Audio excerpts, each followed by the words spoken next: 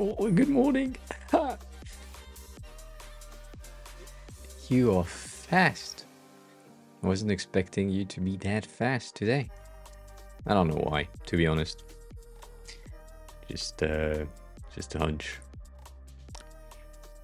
How's your morning going? If it's a morning, maybe it's just you didn't sleep just yet type of day.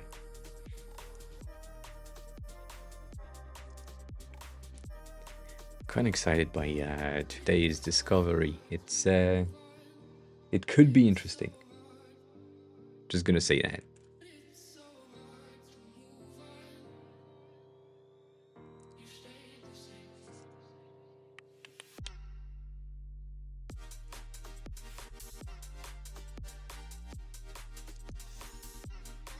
Hi, Kat. Good morning. How was the flight, the landing, the food? Did you eat?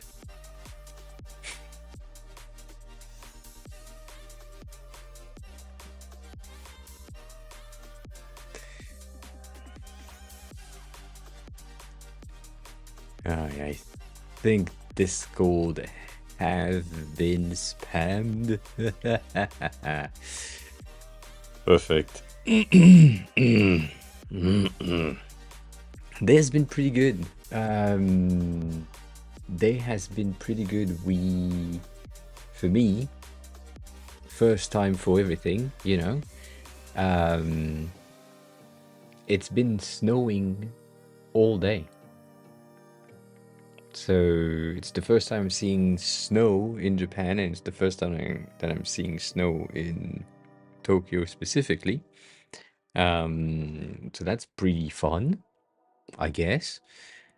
But there's that, and then the second thing is I got calls from recruiters, like, you know, talent agency type of things, that are like basically the goal of that recruitment company is to place bilingual people in companies. So people that speak, I was about to say, two languages. Yes, bilingual. Some people that are bilingual inside of companies, and so specifically English and Japanese, but also like French and Japanese. I don't speak Japanese, but the guy said, with the amount of experience that you have and the creativity that you have compared to Japanese designers, that was interesting to hear. There might be a way for some companies to just give you a bit more room in terms of how you communicate in Japanese. So we'll see. We'll see if they call me back. If they do, that's neat. If they don't, that's neat. That's what happened. But yeah, that's pretty cool. There is two potential companies. One of them is an hybrid type of thing, when I can be fully remote for 4 days and then 1 day out of the week being in office, which would match exactly with the stream schedule, which would be amazing. And then the second one is 100% in office all the times, but they have some sort of a flex hours where the only thing that they require is between the hours of 11 and 4, you're supposed to be like accessible in office. So you can technically be like late morning, still working starting 9, but working like remotely, and then take the train at 10:30 when there is no one in the train, and then arrive in the office at 11. So that's interesting. But yeah, full office, I don't know. But still, the full office thing being also, from what I can put my head to, full office means that it's a way for me to speak Japanese 90% of the day, technically. So that could help a lot. Some of the thing that they told me, which is pretty sad, but also I do understand, is the salary range for like Japanese company and for designers in general is way lower because they have less design expectation in most companies. So I had to go down in my expectation, which is fine, that I don't really care. But also because I don't speak business level Japanese just yet, they might be scared and so not giving me like a chance of seeing how I can communicate. We'll see. On that like talent company, I applied to 15 different jobs, so I may have or receive like more calls during the week of other like employees of that company that would just like reach out and see if I'm interested in other things or for the other position that I applied for. So that's pretty neat. And I went 100% transparency with that guy, telling him that the only reason why I'm applying to jobs right now is to get a visa. So that way he knows. I don't think he will like communicate that to the companies because that feels like, oh yeah, no, that guy is not really interested in the company itself. It's just interested in living here, which is the case. But at least the hiring companies knows, and I prefer to be fully honest and transparent rather than giving them some sort of false hope thingy.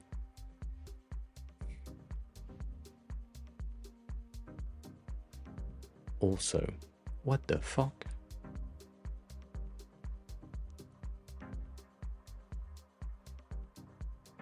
Oh, that's why.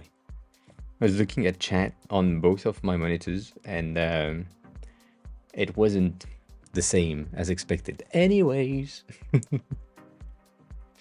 Anyway, so that happens. It was nice. My weekend was pretty good as well. I went on a fat ass walks. It's been gray since yesterday, kinda. Like rainy-ish for the past 3 days and today like snowy.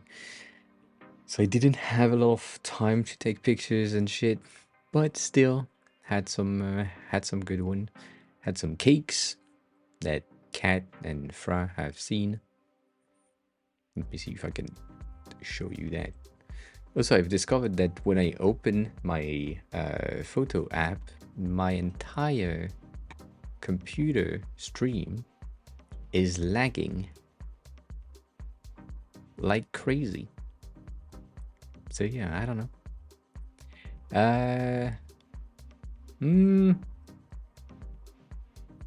Yeah, it doesn't look like much.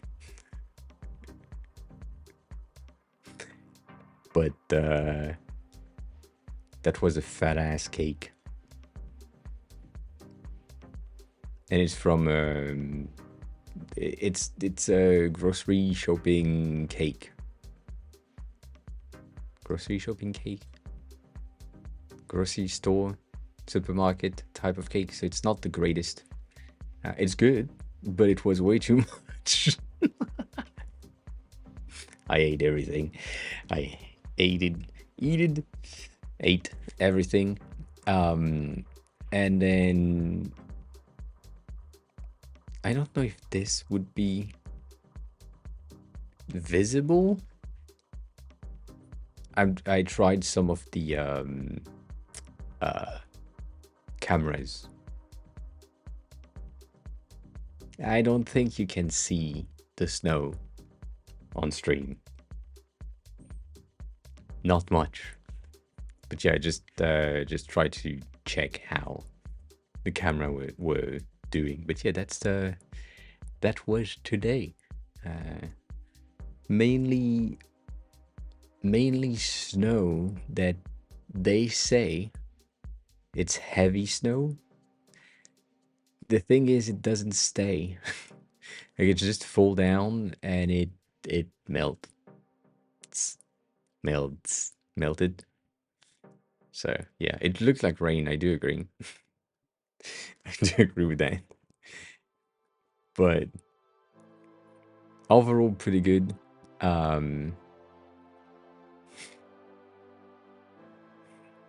And last week, though, because I didn't show you that. That was last week. Ashley, hi. Good morning. So this was a pistachio strawberry shortcake thingy. Not as good as it looked.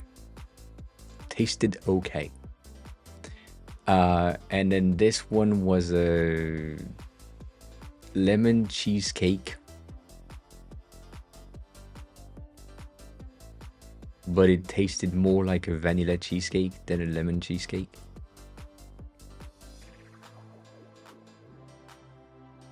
So, not the greatest.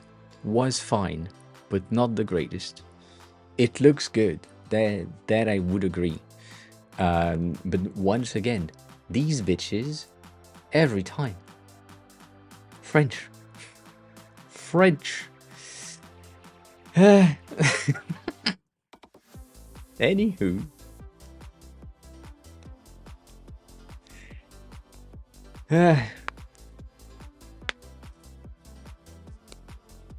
The thing that is kind of weird for me in Tokyo is that it is cold as fuck. Like right now it's 0 degrees, obviously, because it's fucking snowing. But the floor doesn't retain heat as much as I thought.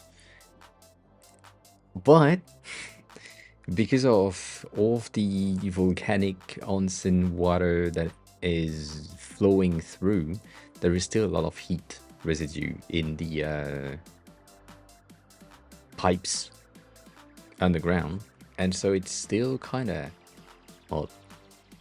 So snows melts. Yeah. And yeah, there is no escaping the French for me, which is kind of sad because I found a job opening as well, another one for a French marketer position, when I would need to convince the French to buy things from Japan. So that's interesting. I don't think I would, but I could. Beige, hi, welcome on in.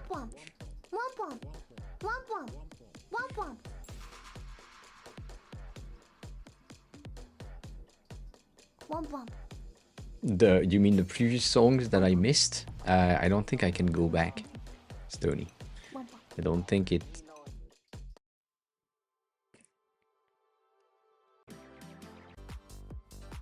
That one?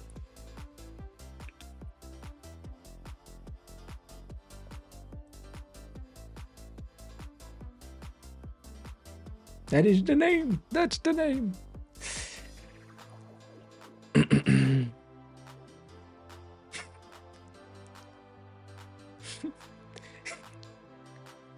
Actually, are you saying that you're willingly taking the train with 3 French people? Or are you saying that you're taking the train and there are French people in the train that leaves around where you live? Alright. You're welcome. I don't know why. Just the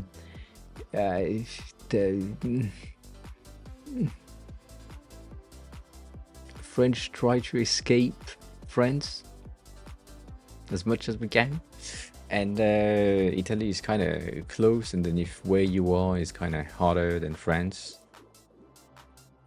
then that is a reason.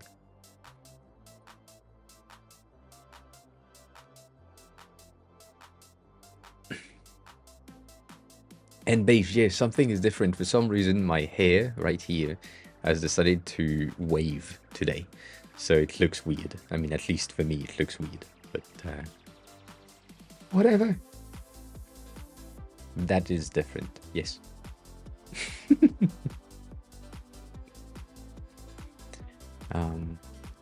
And your tattoo artist was complaining about the French? Good. Good tattoo artist. That's all I will say. The rest I can debate. And no, they don't want to speak French. Yeah, obviously. Like when I was in the store last Thursday to buy some food, and I met this Filipina girl that spoke English and French and Japanese. She defaulted to French when she knew that I could speak French. She defaulted to French as a thing, but I didn't want to. So I responded in Japanese and in English. But then because she kept speaking French for no reason, I spoke French. So yeah, that happens. No, the tattoo artist is fine. I have issues with the tattoos that are presented in the tattoo shop page. Like really issues with some of these. But yeah. It's fine. Everything is okay. Everything is okay.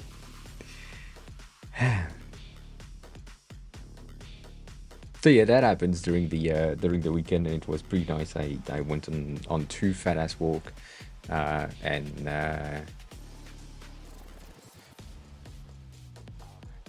didn't hurt myself that much this week, which is good. Positive thing, right?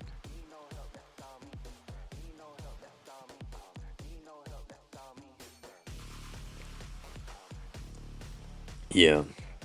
I don't know. There is like if you have the link, I would love for you to send it again. Let me see if I can find it. I know you sent it to me. Yeah, I just need to go through the amount of messages that we sent, which is gonna be a while.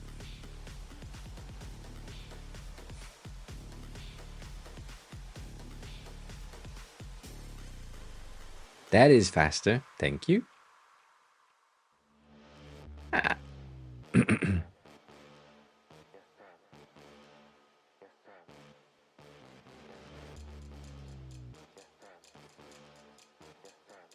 So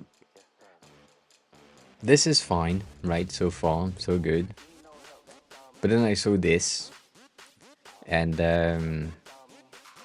this has been some sort of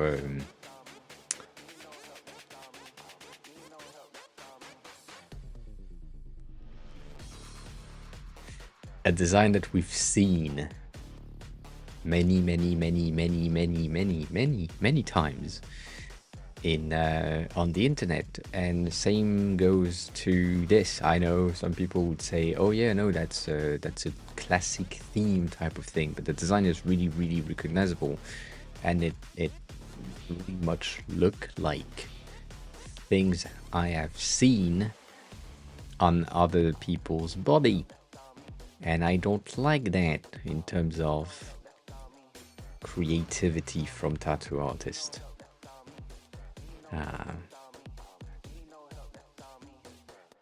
Yeah, but that's the issue. when you have a client that is coming in with a design from the internet and that says, I want this, you have 2 types of tattoo artist that then replies to that. You have the one that says, do you have the right to use that design from someone else's work? If yes, then fine. If no, go the fuck away. And there are the other types that are just saying, oh yeah, cool, no problem. And judging by the amount of duplicate type of design that I've seen on that page, I have doubts.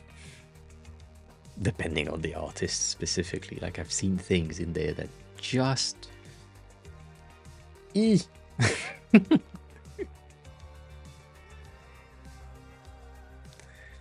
But yeah, you know, whatever.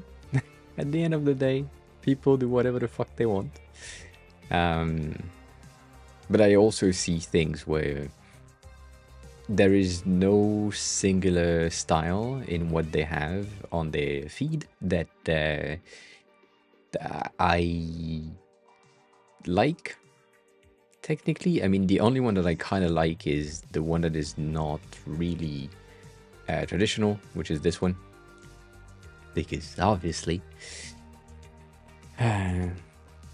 But same thing, like it feels weird. There are some style traits on the wood that is really old school shading that doesn't really go with the new gradient shading that they did right there. So I don't know. Other than that, if the tattoo artist that you went to is good and you like what they did and you enjoy your tattoo, that's all that matters. It's just that might implies or explain the prices. I don't know.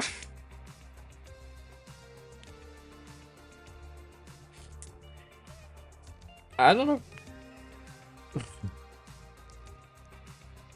Yeah. I also really have a very specific style of tattoo that I like, so right? If I mean style, all styles of tattoos that I like. So if a shop doesn't have what I kind of like, I'm seeing the negative in the shop page. So that's a bias on my side. Anywho, today's Discovery Monday, and we have a new tool to test out, which you may have heard of in the past, and it's called Womp. It is an other 3D tool similar to Spline, but it seems to be better. Once again, this is an alpha version of a software, so I do not know if I can even get in.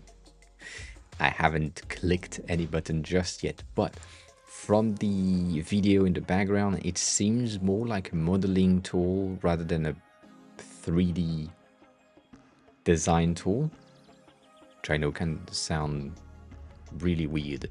But yeah, it seems pretty intuitive from the landing page, and we'll see if that's the case. But that is the official subject of the day. Things are looking pretty promising, and once again, there are some rendering texture that seem to be AI generated, or if not AI generated, basically the render. God damn it! What's the word?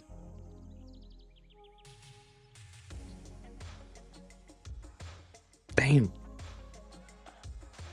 The render engine, holy shit, that took a long time to get to my brain, is on by default, and so it takes a lot of time for a computer to compute all that. So let's see if I can get in.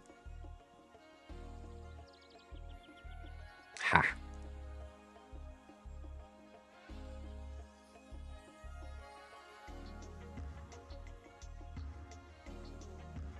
I can get it. Cool. So, same exercise as before. When you arrive, the first thing that they tell you is, by the way, this is not really free. Even though on the website we say this is a free lending, like a free 3D thing. So, kind of a red flag so far, but that's fine. And so what they say is you can have it free until the 19th, February 19th, which is 14 days from now. So they give me 2 weeks of testing, but I can extend that to unlimited by paying. obviously. So that's fine. What does that give us if we pay? We have pro materials, 7 new properties, and 20 plus pre-made materials. Interesting, potentially. Unlimited 4K downloads. If you render something that is interesting and then you want to see it in 4K, you can do that. 150 expertly crafted super materials, which I don't really... They have pro materials and super materials. Alright. A new way to create in 3D with 2 new forms, intersect and stain. I don't know what that is just yet. We'll see. A new, faster and incredibly clear lightweight scene preview. I hope that also goes with the free version. It's strange. Hi, welcome on in. Maybe they have super pro materials. Yes, we'll see. And then boost your super unions. Alright. There's 6 level of depth. That opens up endless options. I have no fucking clue what that means. Cool. What happens if I do monthly? Nothing changes other than the price. Good. Let's close that. And extend the viewport. So, when you arrive for the first time after you've read the pricing table, they give you access to this environment, which is, first of all, in light mode, reminds you that this is a fucking alpha version, so that's good. And then you have pre-made scenes with pre-made compositions and objects in them, so that's good. I'm guessing these are events or things to do, so that's interesting-ish, debatable. I think this is community-made work. I don't know if you can remix that, whatever. But this is the popular of the day, of the week, of the whatever. So you can do that. And then on the side you have discovery, discover, which is what we are on, your projects, your events. On the 3D tool, events, whatever. Accounts, what's new, which is interesting. Learn, which is what we would need to have around here, but that's fine. People, I'm guessing if you have multiple people in your team, that goes there. And then leaderboard for some reason. This is interesting. I don't know how that works. Cool. So let's try a new project. Yeah, and then you can search just before we start a new project. Then you can search. You have the social at the bottom. You have the help at the bottom right, like any fucking website. And then there is my internet health, which seems to be bad, which is, I mean, obviously I'm streaming. Help again, a thing for my downloads and my notifications if that exists. Let's start a new project.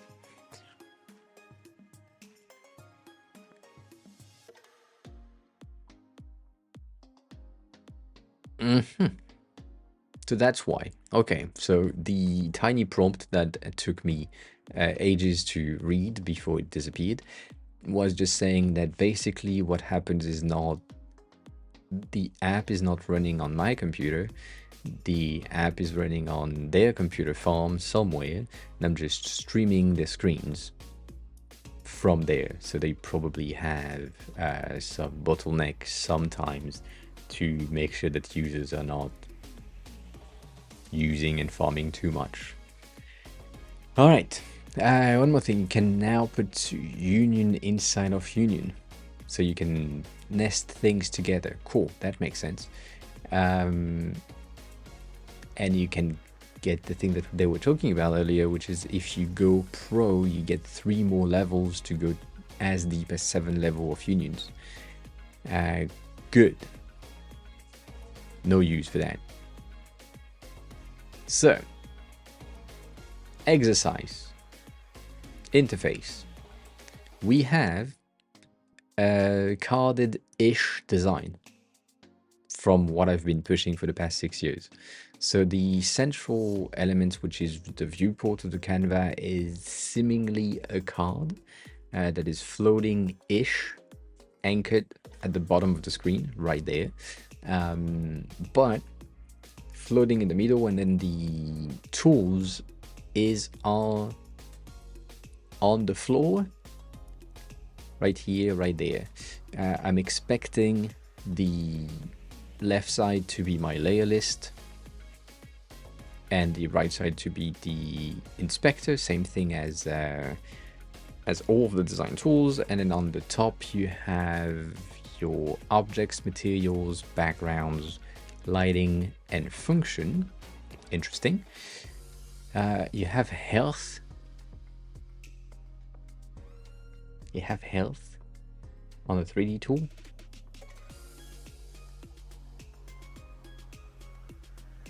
Now have a lot of control on how your screen look and is managed.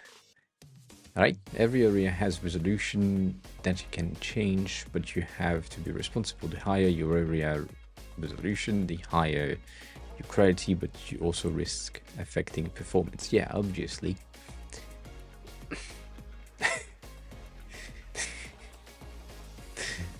Sorry, that makes no sense to me.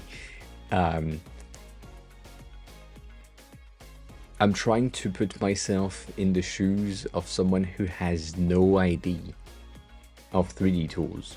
That made no sense. As someone that used Blender in the past, I know what it means. I know why. I don't understand why they have the rendering engine running at all times. Compared to Blender, right? If you're in Eevee render, you're good. It loads super fast, and if you go in cycle, it takes ages, and it looks like this is sort of cycle render, so realistic-ish. And I feel like if you just rendered in another render engine, you could have your area resolution being like lower. You know, whatever. So health is basically resolution and render options. But then because I have nothing selected right now, I have my environment settings on the right side. So that's cool. It is good to know.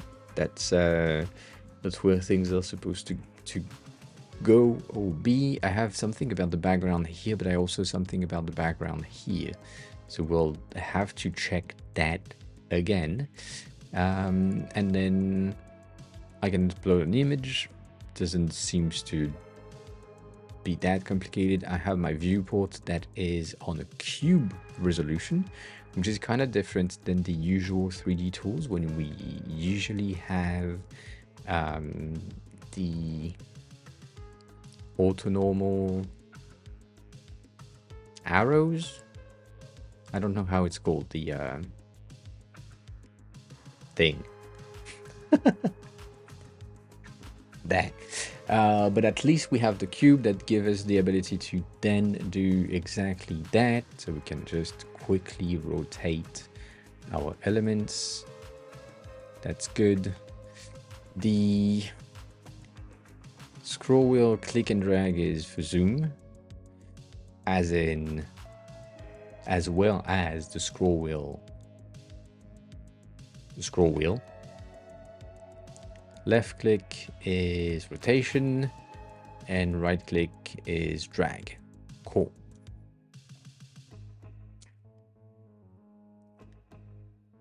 Spacebar and click is still rotation. And let's see, Alt, Option, same shit. All right, cool. So they all do the same stuff, and it's easier to grasp than a regular 3D tool. Cool. See, that auto-normal thing, whatever. Anyways, when you select something, your layers are taking a fat ass tick next to them, and you can use that as a checkbox to select multiple things at once. Interesting.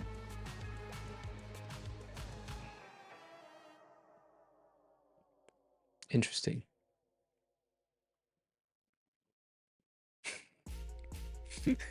I'm trying to go real slow because the rendering is just bad. Um, but then you have your environment thing. So basically, when you have nothing selected, you go back to environment because technically you have selected the environment. Then when you select something, it goes back to object as a default, but you can go back to environment and change shit right there. So that's interesting. Maybe. Cool.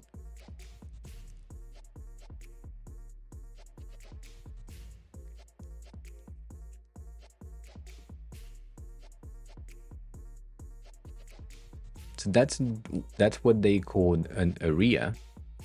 Um, that happens. I don't know where or when it's gonna release the website that Denny has been working on,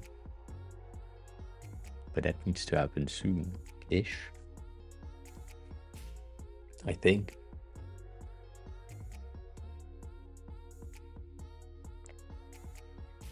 It should.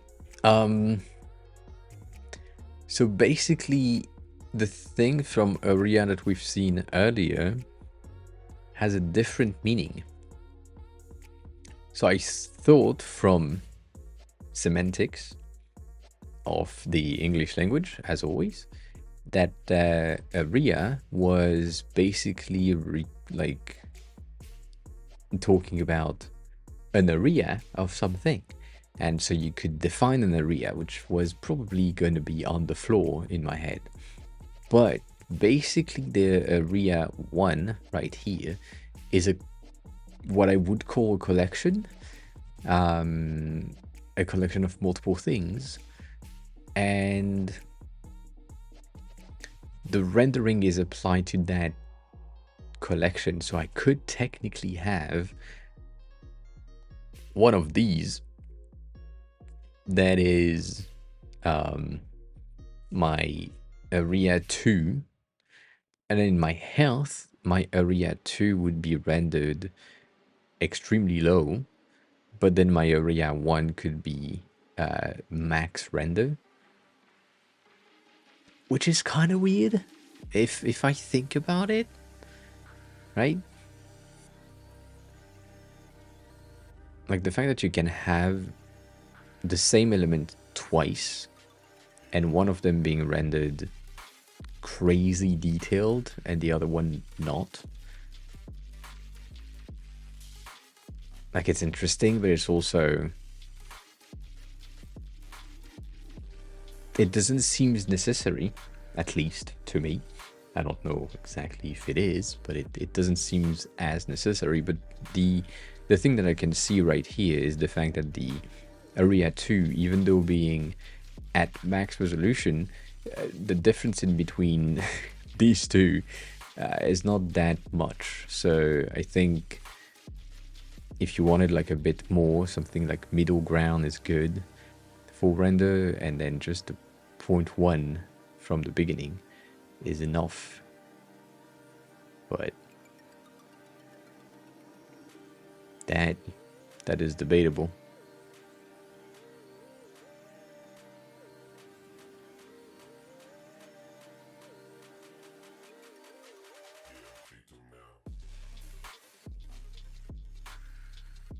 Yeah, that's weird. Can collapse area on top of each other. Yeah, so it's not all done by the browser. That's what happened. I think you were focused on Colbin things. Basically, what they said is Womp is basically a rendering farm somewhere, and the thing that I'm seeing right now is the screen of another computer streamed through my browser. So it's not browser-based 3D like Spline is. It is like rendered somewhere, and I'm just streaming from their computers. So that way, I'm guessing on their ends, they have like many computers that are either powerful or not powerful at all, but like depending on how much they have, and they are just splitted. I'm thinking if they have like massively powerful computers on their ends, they could have a new instance of the same app running on their ends for any new user with a threshold of like 10-20 users per computer that streams just the fucking app, and that's enough. But it's impressive. As I said, I feel like the rendering, it would be better if I could have the hand on selecting the render engine, because that. What do you mean my connection is as amazing as always? What happened?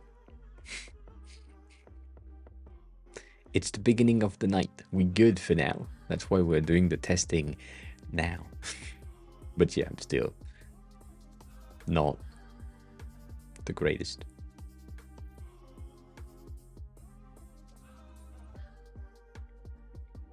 And also, I think you have a fat ass delay. Think. So that's pretty cool. Let's add an object from here. I think it's the same. So if I'm clicking the plus right there, it's doing the same thing as doing this. And then if I'm clicking the light, I'm thinking it's gonna do the same thing as this. All right. So let's say we want the Womp helix thingy to be rendered right there. And so the helix is a new area, but then if I put that inside of the first area, it's going to be rendered differently. Cool. That's good to know. That's simple. It seems as well that any elements have the most metaball behaviors. So if you don't know what a metaball is, it is basically blobs of elements that interact with each other. Each particle inside of a metaball is attracted to another particle. So a sphere is the most metaball option, but then if you have two spheres next to each other, you get these blobs that are trying to merge together. So any elements, at least from what I can see, seems to be that way. Right now, this is crazy though. So each of the points of the fucking helix that they have is a ball, technically. So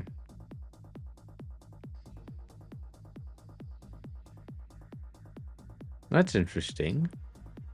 I don't know if it's good, but it's interesting. That's for sure. As they said in the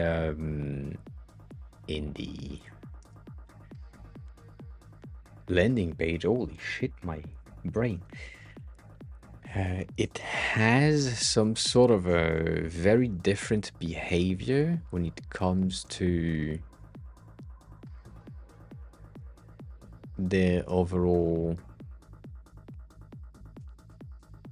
model. Like it's a blob based thing. So, but still, I'm kind of impressed by the options that you have right here, right? It's really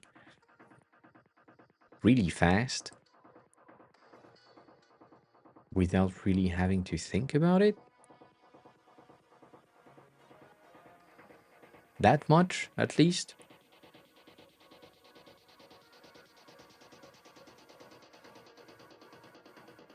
Oh.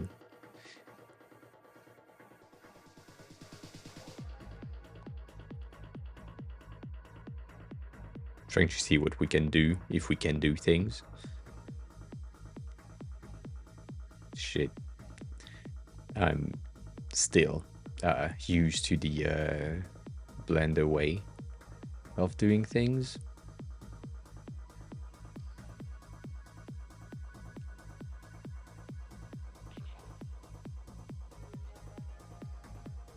This is impressive though.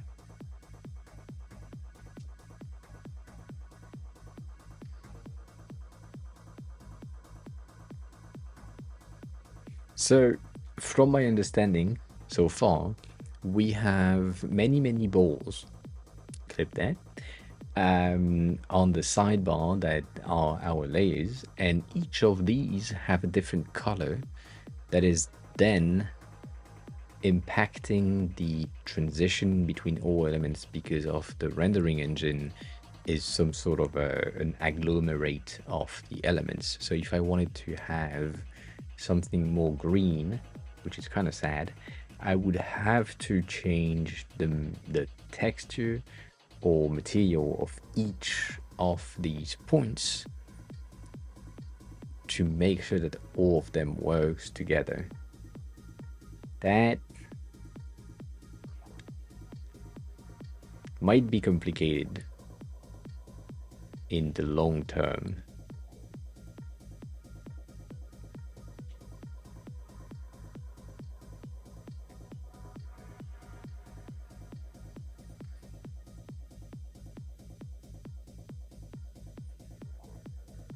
But the fact that you can create glass in like 3 clicks without really thinking about it, that's pretty neat.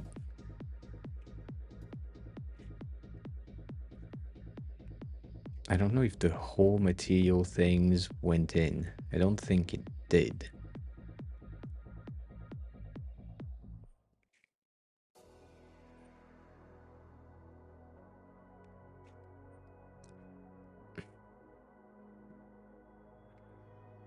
It seems that they have incidents in between them. I don't know exactly how they did that though. Trying to figure it out as I go. Oh shit, that looks like shit.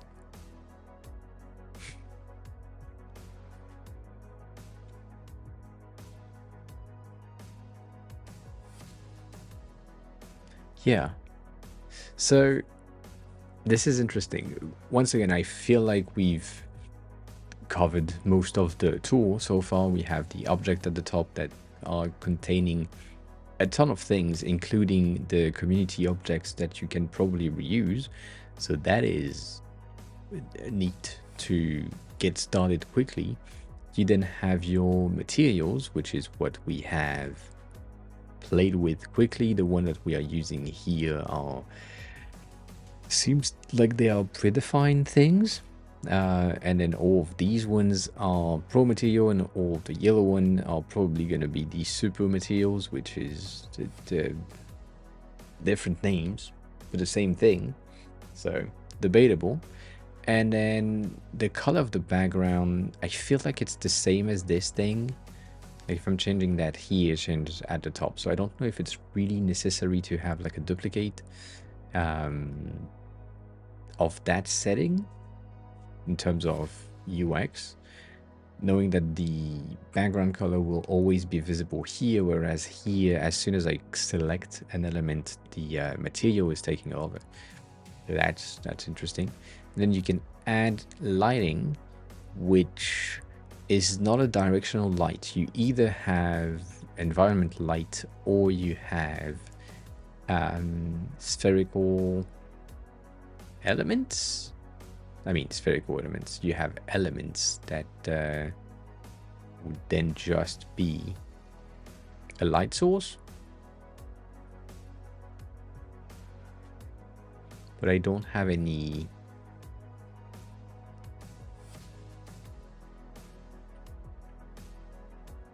I don't seem to have light settings. Ha.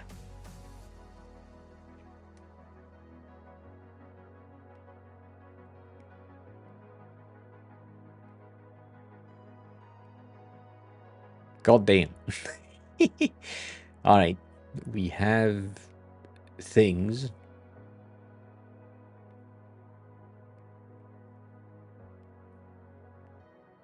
So the luminance is technically the brightness, and then you have the position right there, which is the same thing as moving shit manually.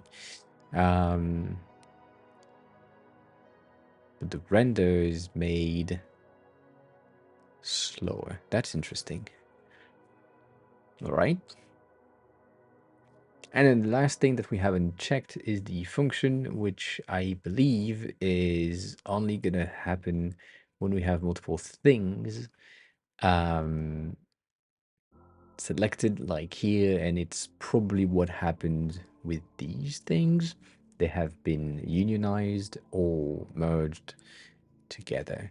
So if we had the helix, can't do that, cool.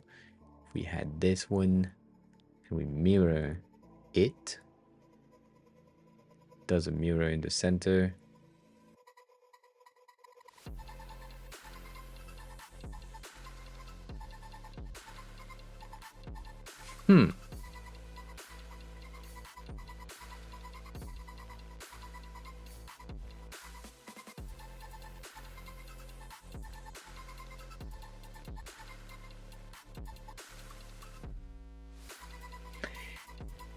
Yeah, all right. That's interesting. I don't know how I can define the function. Like I have that, but it doesn't really do anything. It seems that the function mirror thing that we just did was applied at the center of the previously selected elements. And so the function has been applied, but then I cannot modify it, select it, remove it. This is a bit bad. Like my only options to remove it would be to Control Z as much as I can until I get to the original thing. But right, my mirror is set to the center. Yeah, well, fine. Fine. And the last thing that I wanted to check is, do we have animation? And it doesn't seem to be the case. We only have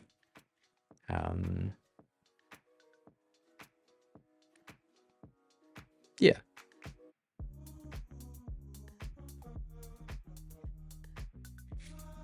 Yeah, we don't have animation, so it's just a modeling tool, which is good. I'm not saying anything about that. That's pretty good. We have the overall feel of that thing. How long did that take? Not long. Yeah, 30 minutes technically. All right. So based on the object that we can see from the community right here, there is a lot of options. You can create a ton of shit, but it's really blobby as a default. You don't really have sharp angles as much as I can tell. These are sharp, but not that much. And apparently from what I can see as well, you can also load objects from other tools, probably.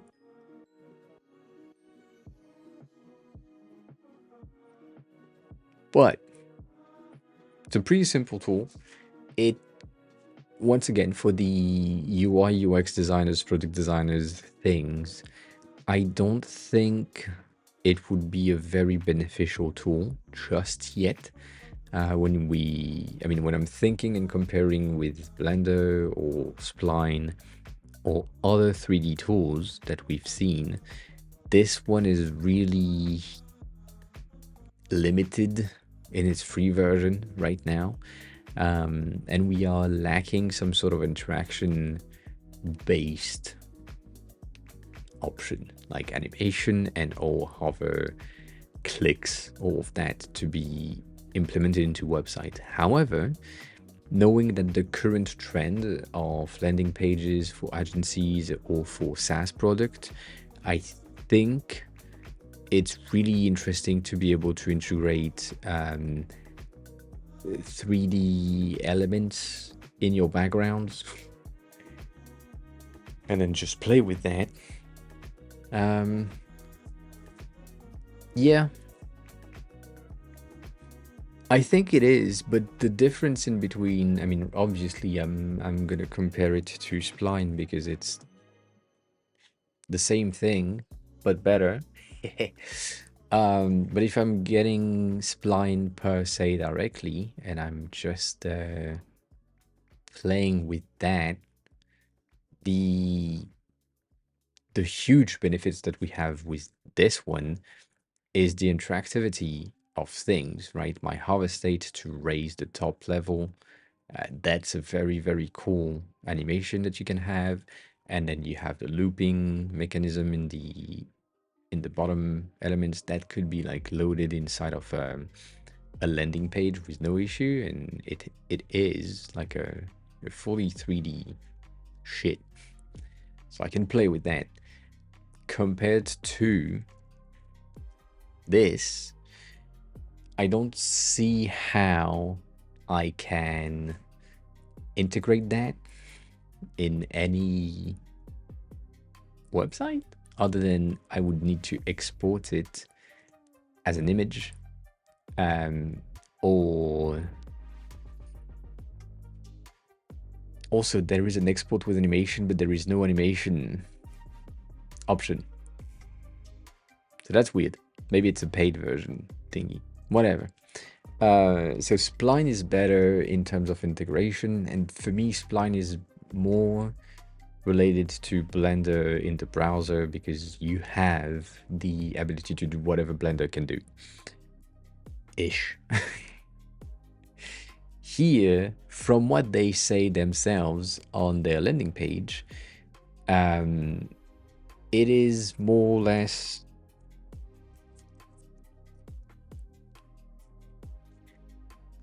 no downloads or gray app with 1,000 buttons. So it's the NT Blender from their ideal, and it's just like a streamed version of an app that is a modeling app, and that's it. But still, like it's it is hard for me to see a use case once again, similarly to last week. Chibulis, hi, welcome on in. Yeah, I've been eyeing that thing since they started like almost a year ago now. But I've never tried it because I didn't see a use case. And now that we have the Discovery Monday, that's a pretty good use case. Yes, we just did. Police, we just did the we just did the Discovery Monday, which is basically that, testing new tools. And we did this in 30 minutes. But once again, unsure.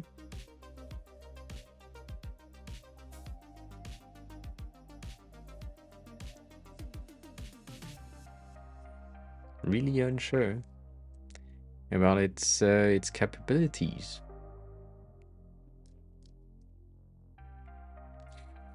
Like him, hi. It doesn't to me. But I'm a spoiled brat, so yeah, 100%. It's good. It's just limited as much as I... What's this? Oh, you can duplicate an element by clicking the plus. God damn it.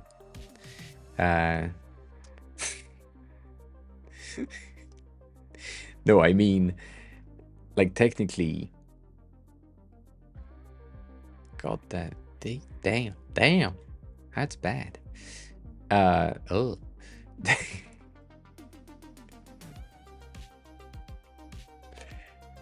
Yeah, specifically here, but the main spoil thing that I'm talking about is the fact that I've been Hugo. Hi, welcome on in. I've been playing with 3D tools for a long time, and so my knowledge of 3D tools is greater than this, like really higher than the simplest things there. I have a bit of a beef with their UI overall. It's fine, but it's also not great.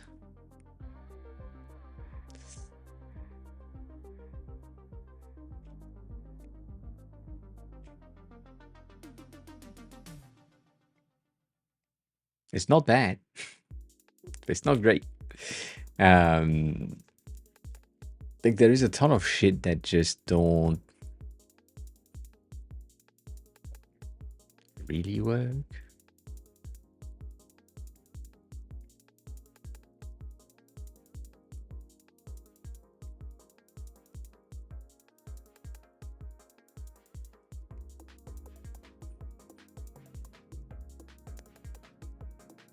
Like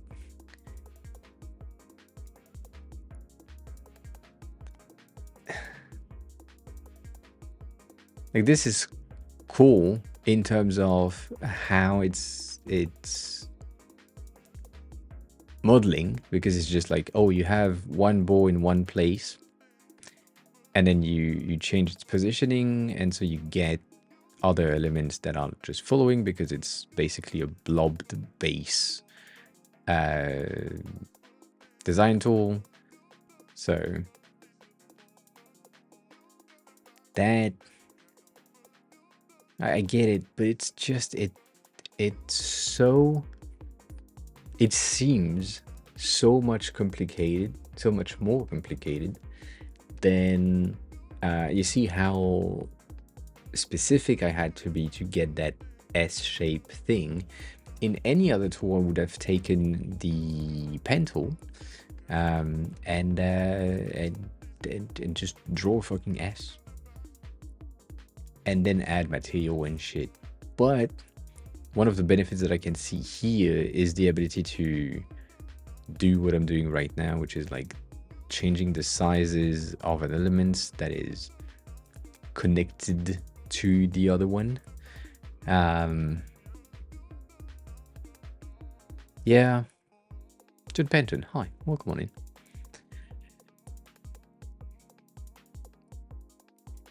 How are you? How have you been? So, I'm not entirely convinced of this tool, mainly because of how things are behaving. Like if I want to put that reel down, the point itself is gonna end up outside of the mesh itself, and that feels wrong. It doesn't make any sense.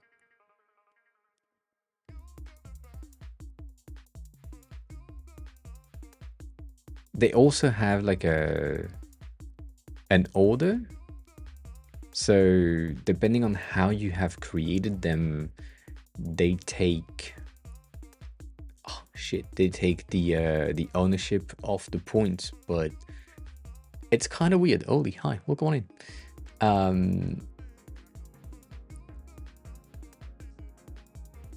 What do you mean you've been unable to talk again? GK, hi, welcome on in. Did you drop yourself outside again? Oh yeah, really outside. All right.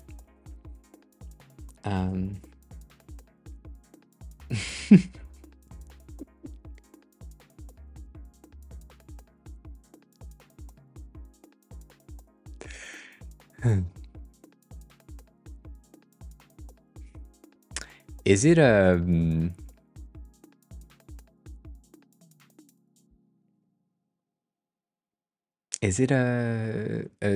ex Twitch employee type of thing?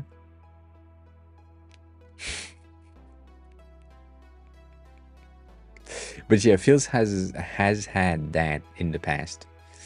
I don't really have limitation on you as far as I know. No mode comments, no blocking, no flag. You're good. You should be fine.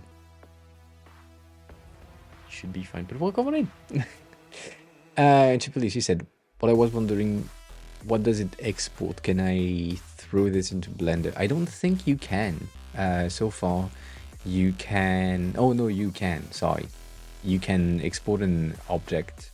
So you can export that into an object and then throw that into Blender. And I'm guessing you can also do the opposite, which is importing an object in here if you have it.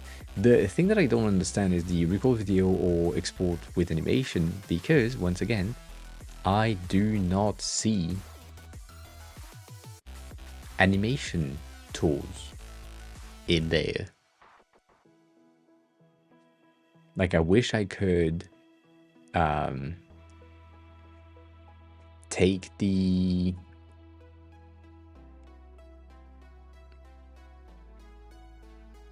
take the balls and move the balls around. I think you are close to the points, Ollie, so we're gonna wait a bit. But there is no way here to define an animation timeline. Or maybe I'm blind? Am I blind? I need that.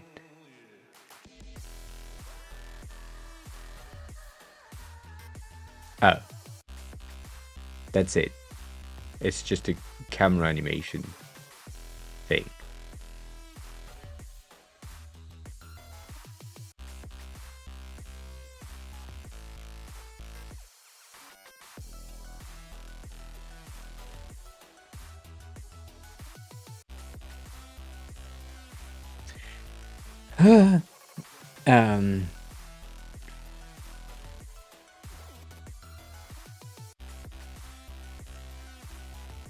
That's right. You did have some issues with the raid last time. I remember that. We're not making anything. We're testing Womp, which is a new-ish. It has like a year-ish.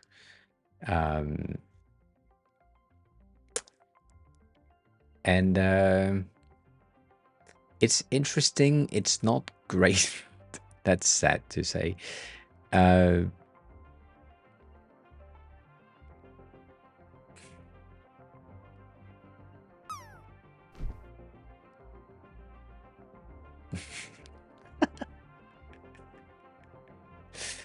Other 3D projects are on Instagram-ish. I think if we go in Foundation... Is it at?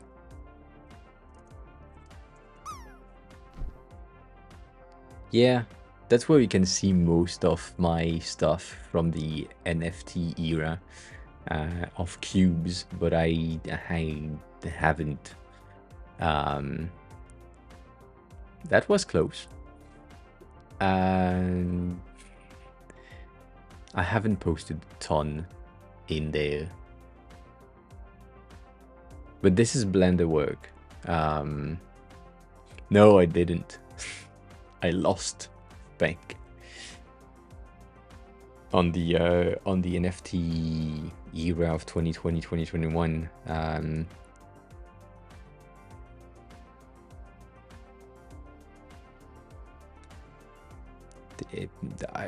Yeah, I'm not gonna expand on that. But yeah, that's mainly here that you can see things that I've done in 3D. And once again, the only reason why I went into NFTs and 3D in the first place was because of how easy that shit is. Technically, it took me a week and a half to grasp how Blender works, and then I watched tutorial on how to do materials, and I just build materials and played with materials through that very, very, very easy and simple interaction animation thing, just to check and see how they behave, how we can have things that are like well animated and all of that. But that took me no time to learn, at least.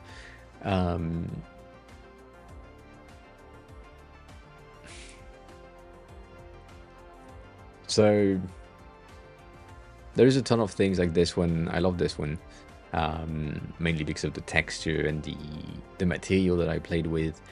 But overall, like, that was extremely easy to do, extremely easy to render, and it took me maybe an hour and a half to do. And I did all of the bumps on that ice ball by hands, because at that point I didn't know that geometry nodes could do that instantly.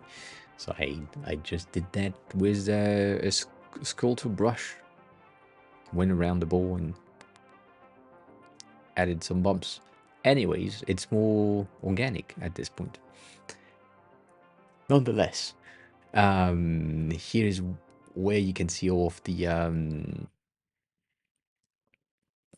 some of the older projects that I've been part of, but there have been plenty others. The render of these ones, let me see. At some point I did a mix of both. Basically, I used the Mac to do the modeling, and the rendering was done on the PC, because I used to have all of my blend files on my drive, and because I was on a dual PC setup, like one Windows PC with a good graphics card and one MacBook Pro, I could switch between the two. The thing is that Mac that I now have render the same things faster than the PC,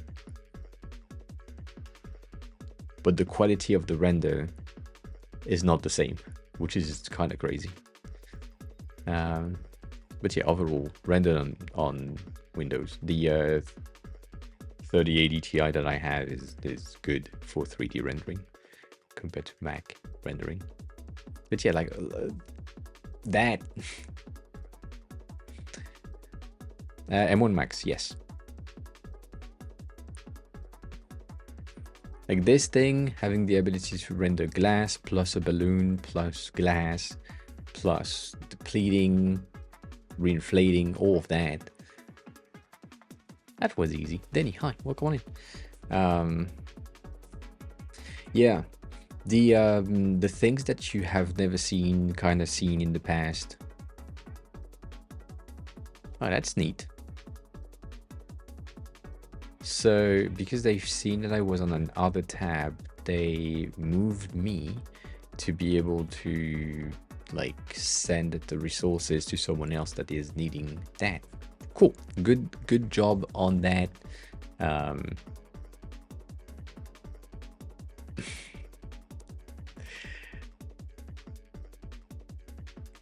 John, not really. The thing is, and people just don't understand, but the vast majority of people have not understood what NFT is or are,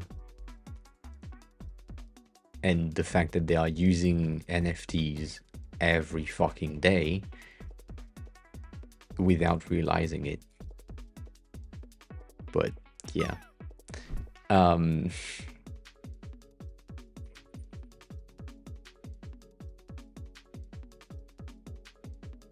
I think, yeah, I think they should bring it back automatically, but just technically speaking, to give me like a hint telling me that in order to like unload resources on their end, I would just like unlink you, which is fine. So what I want to do, by the way, is not that. I think I should like one second.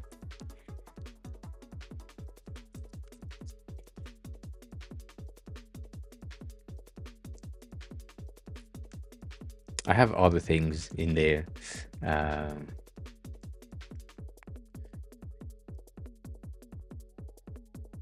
Like these ones are pretty fun also as a render challenge at the time.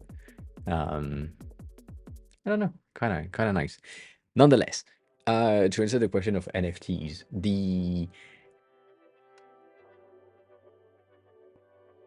market for collectibles in general is always open, and it just depends on how much collectible the thing that you're selling is and how many people are interested in the collectibility of the thing that you're selling. Other than that, the fact that it's on the blockchain, not on the blockchain, somewhere else, in your granddad stamps collection, it's the same market. It's just one of them is on the internet. So technically speaking, there is no, it hasn't died, but it did slow down. But then again, the NFTs that are related to what people think NFTs are, these are not NFTs at all. These are 3D rendering that are put on the blockchain, and then the NFT itself is just, if you buy it, you get a receipt, and that receipt is the NFT. And that's what most people haven't understood.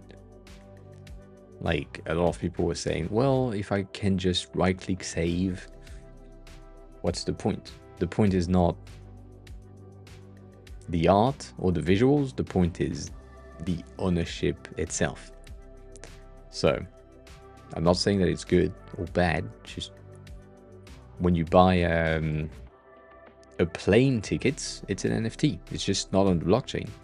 If you buy a movie ticket online, it's an NFT. It's just not on the blockchain. So it's the same thing. It's the exact same thing. Like an email receipt is an NFT.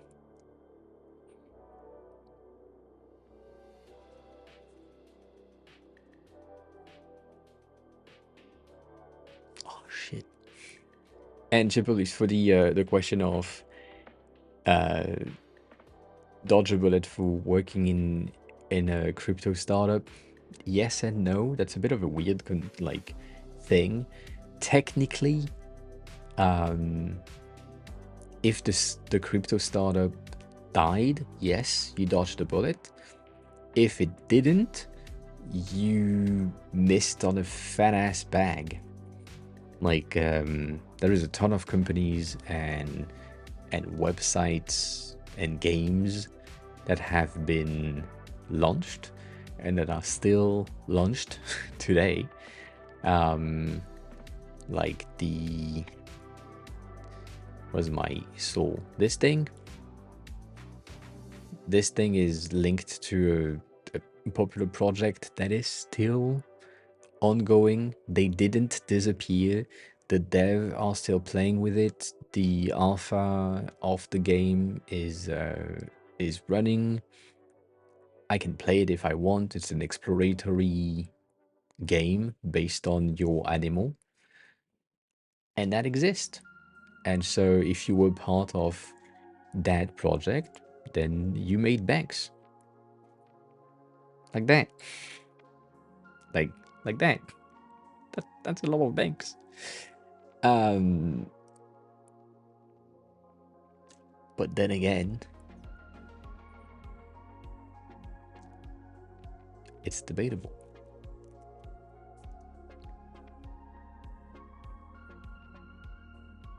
Like god damn, you have 8,000 items owned by 2,000 people or 3,000 people. So that basically means that most people own 2 elements of that. So that's pretty nice. But there is no hype.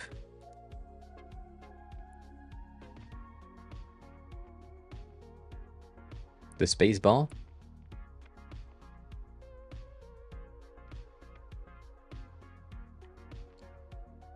The search bar, you mean?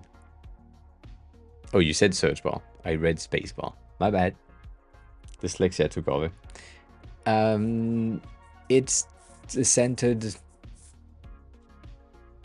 It is in flex distribute, like space between type of thing. But if I'm in full screen, I'm centered-ish. Like, it is centered to the screen, but it's not centered to the elements.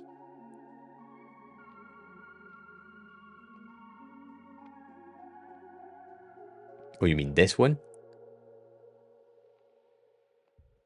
It is centered. It's the same. Forget about it.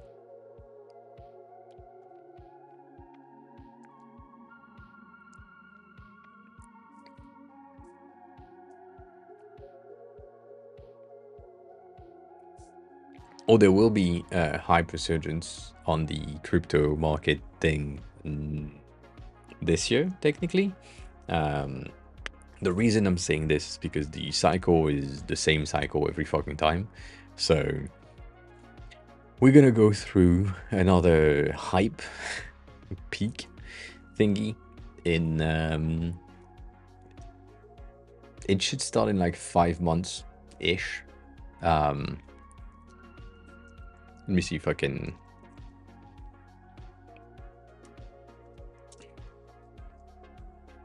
see that.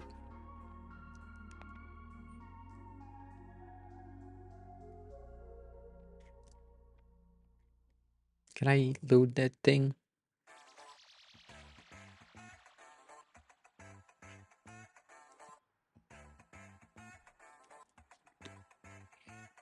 So basically, I'm no expert as always, right? But when you look at what things have been for the past since 2011, and this chart is kind of shit, to be honest, but nonetheless, you have a spike, it goes back down, and then you have another spike, and it goes back down, and another spike, and it goes back down, and everything. And so you can see how it flattens itself. The first ones were like very heavy, and so it was where you would have the most gains in no time.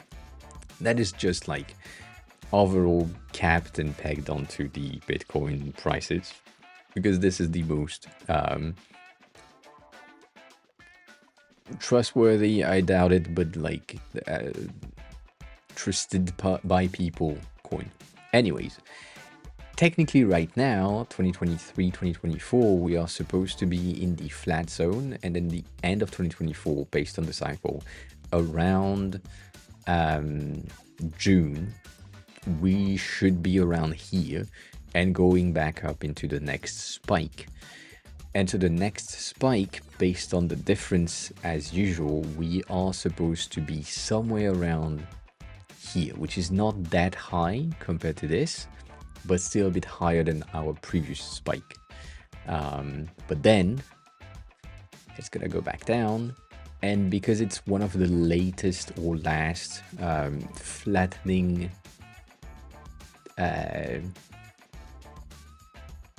cycles, there is a lot of people that are saying that we are kind of reaching the top of the prices of these coins. But it depends. A new coin can come in, all of that shit. We never know. But yeah, the market is just doing that. So right now we are down. We're supposed to go back up. So there is a new hype that is supposed to happen again. And then from there, supposed to see more things, more ups, more downs, whatever. This one is pretty good, as a good representation ish of what have happened. Right, we have our 2024 spike, which is supposed to go back around here, and then we are gonna go back down. Whatever. But yeah, my introduction to crypto in general was in 2012. So yeah, shit happens.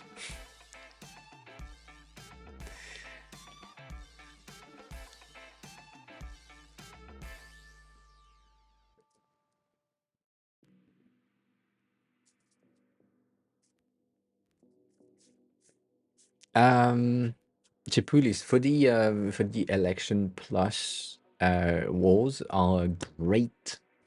That's so sad to say, but they are great for the secondary economy. So all of the crypto and other platforms like in-game coins, fake money, all of that is a pretty appreciated value on these eras of uncertainty. So specifically when you have big ass war and government changes, a lot of people are just rushing to secondary markets to make sure that they can secure something that is not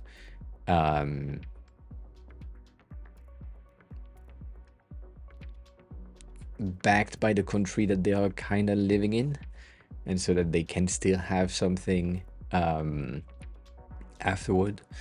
But yeah, though I do understand. I had Bitcoin as well. I had Bitcoin when it was $100 per coin.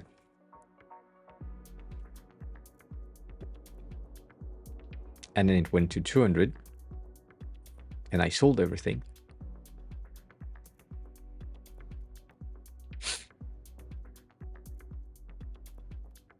And then it just flat for like 3 years. So I was like, cool, I made the right call.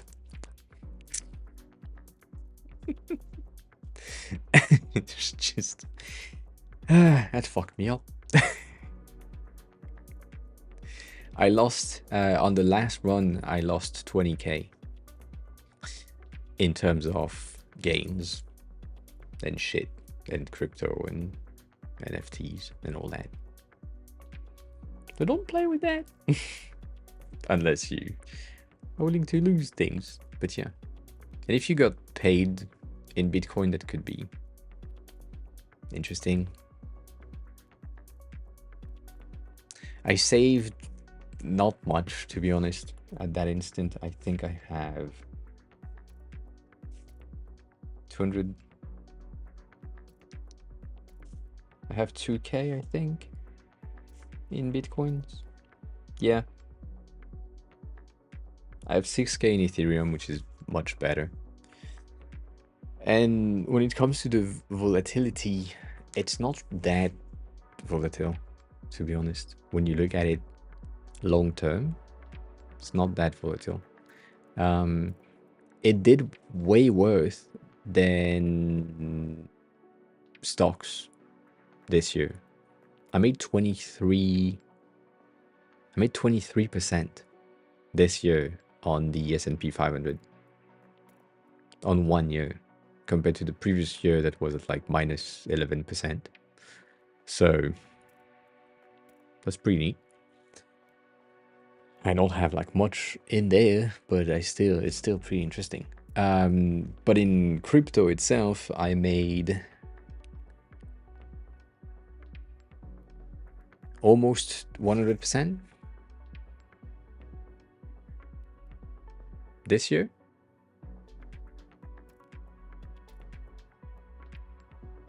I almost doubled the thing that I had in the beginning of the year to now. And I'm saying this year as in 2023, not 2024. So I don't know. It depends. Maddie, hi. Welcome on in. How is you? I said that last week, but I don't think you were here. Conditionally triggered. Hi, welcome on in. Good morning.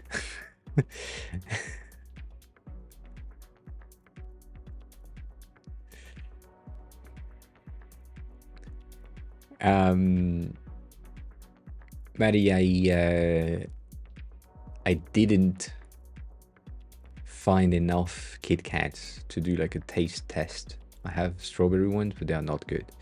It just hit me, and you get the black and white stream. That's it. That's it. That's what it does. Doesn't do much more. So she said the only time I lost money was when I put 100 in eToro, traded up to 250, and then quickly lost it. That makes sense.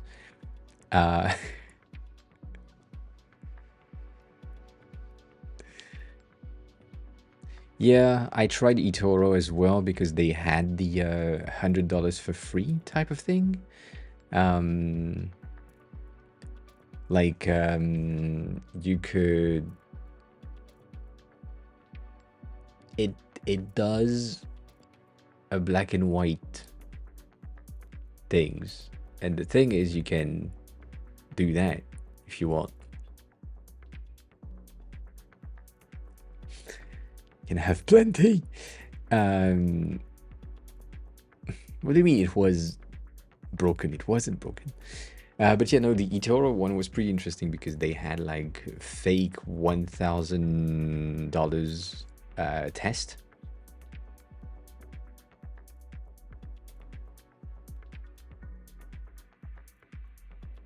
It is 0.25, yes. Because when I had it at 1 second, it felt too long.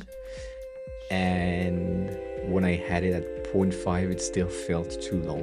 So I removed that. Have a good lunchtime.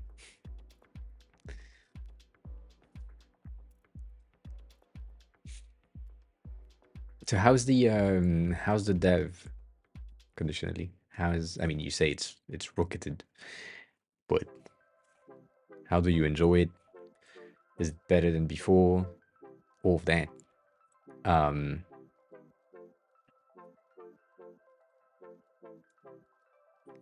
Nah.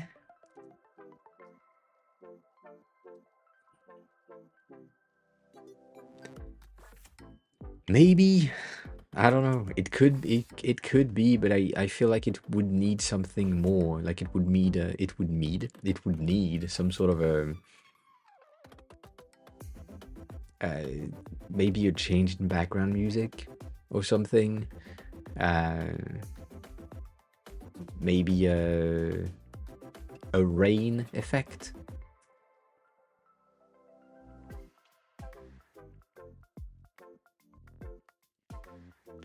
You change the text input to just separate redemption for the theme, because I wanted to use the switch case option in Atom to check how that would work. That was the idea.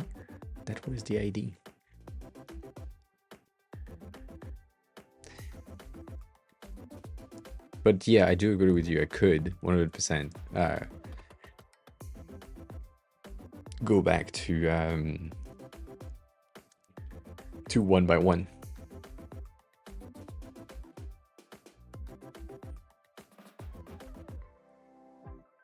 And by the way, like you asked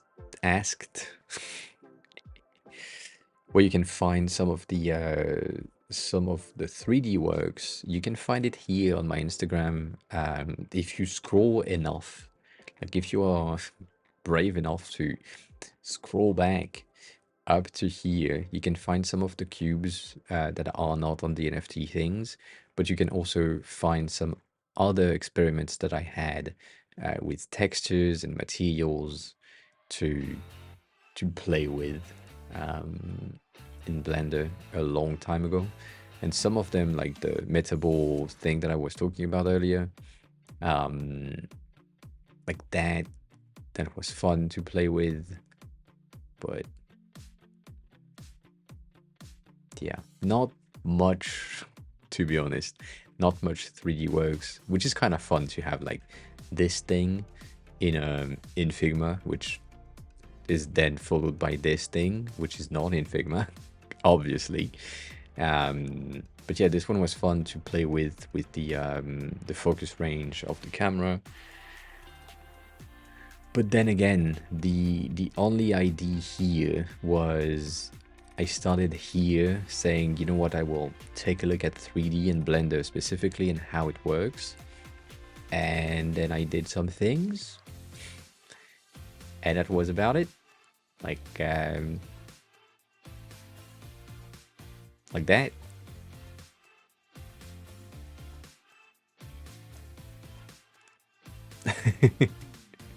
I have never coded a shader, no. No. It has been interesting, but I have no knowledge of code enough, good enough, to be able to, like, create a shader. I think. Maybe I'm wrong. I don't know.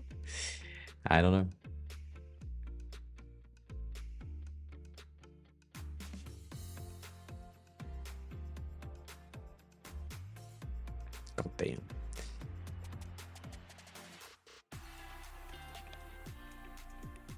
If you're interested in shaders, you should definitely check Finite Singularity on Twitch, because he's basically building plugins for OBS with shaders, and he's done a lot of things with shaders as well. So that's pretty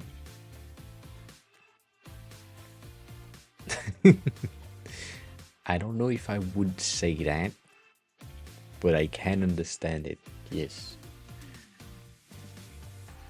Technically, the that effect, that blur effect that we have on the camera right here, this is a shader.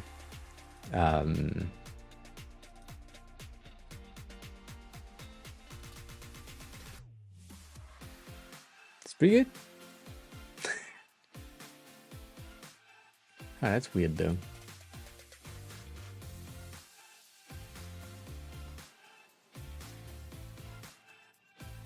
I'm seeing things above my head, like the background look kind of weird. Whatever. Refused. Hi, welcome on in.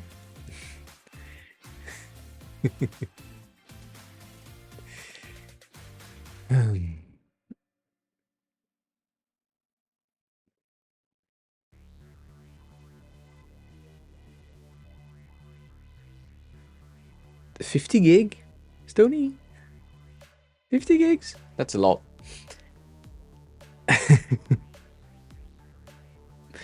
That's a lot. This was really fast Discovery Monday though, because this shit has been really limiting in a way. Like, it's fun. You can create blobs, but without points. Like, if you don't have a point,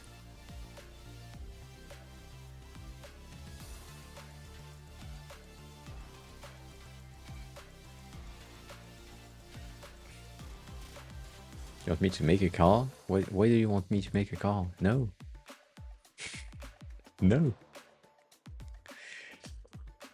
Yeah. It's debatable in the usefulness of it. Like, the positioning of these balls to define points. This is kind of crazy though. Like, that's not how you would think you would do anything.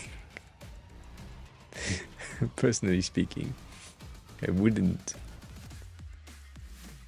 So there is a fucking thing right there when it's supposed to be right. Yeah, that's kind of crazy. I don't know. It looks interesting, but it's not that great. I think if you're on, let me rephrase what I said earlier about the use cases. I think if you are like a product designer, UI, UX designers, you have no use case for this. If you're an artistic person or someone who creates visual things, as in posters, banners, visual add-ons to websites, yes, that could be really, really, really cool to play with. However,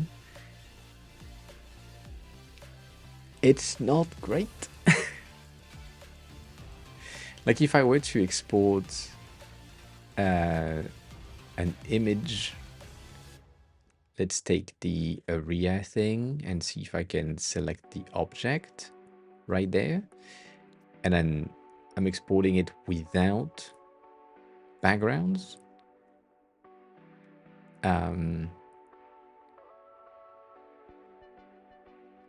Like that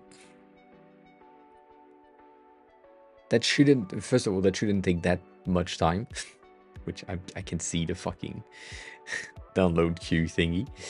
But then what do I get as a result, right? I'm getting this Rupert's drop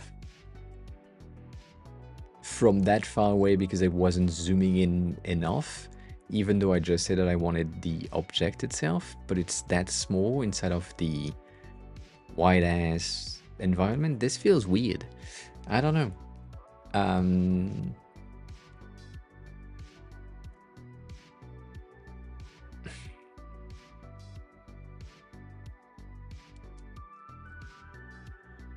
So I don't really know. And then if I'm exporting that as a mesh and it's just an object,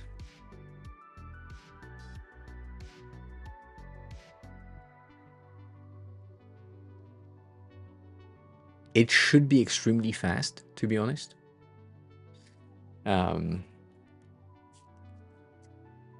Yeah, no, I just gonna zoom in with the camera to make sure that I see the things, but that also feels weird. If I mean, maybe, once again, maybe I'm, I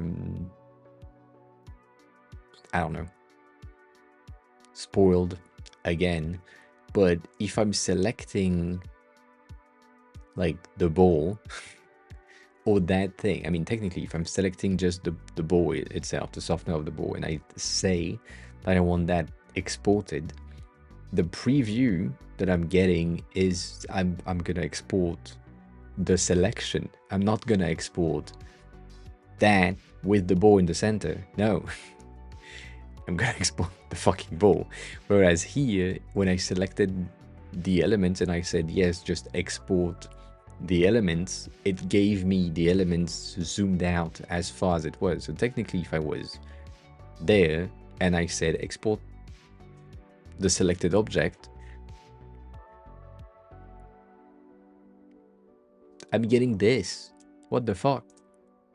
Like, I want the object. I don't want something else.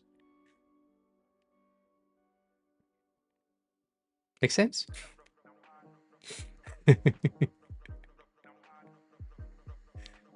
And even here, right? Once again, the canvas size, or the thing that I'm looking at,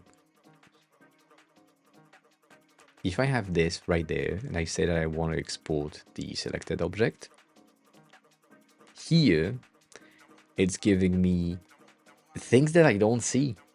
Like all of that section, which is behind the UI of the tool, I'm not seeing that. It's still present. So it kind of feels like if I had another ball right there that is underneath the UI, but still visible, it may come through even when just selecting something. So I don't know.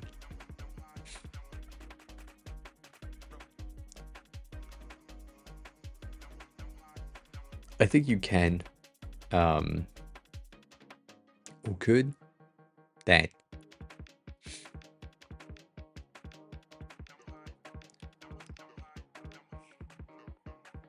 If I make it flat like that,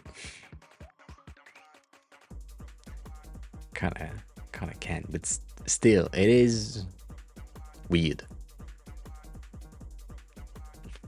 Like it's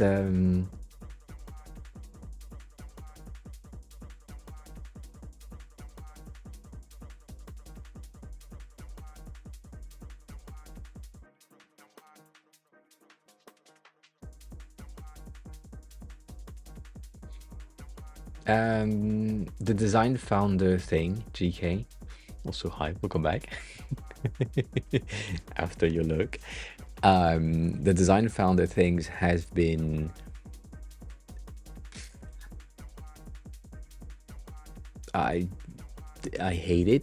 I know where it's coming from. So basically, what happens is there is a small company that has a design founder that did pretty well,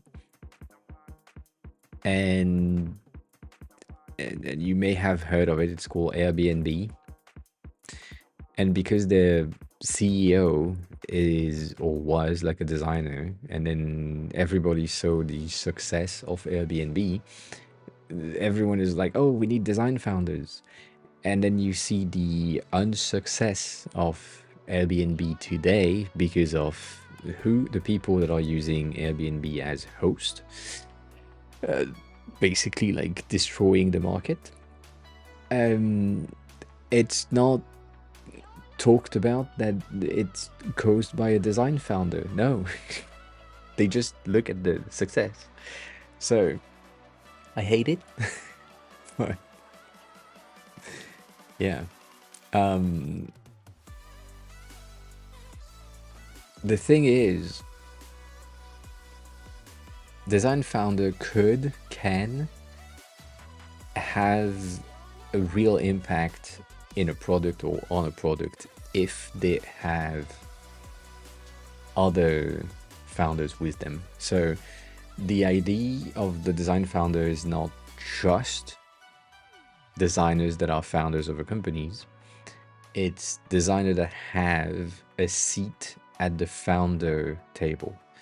And so if you have like 3 founders that build something and 2 of them have a sense of design thinking or a sense of user first, which is a design thinking principle, but also like a very user-centric approach to how they see things, there is a higher probability that the adoption of the project or product that they are building will be greater because it's just user-centered. But if you have a sales founder,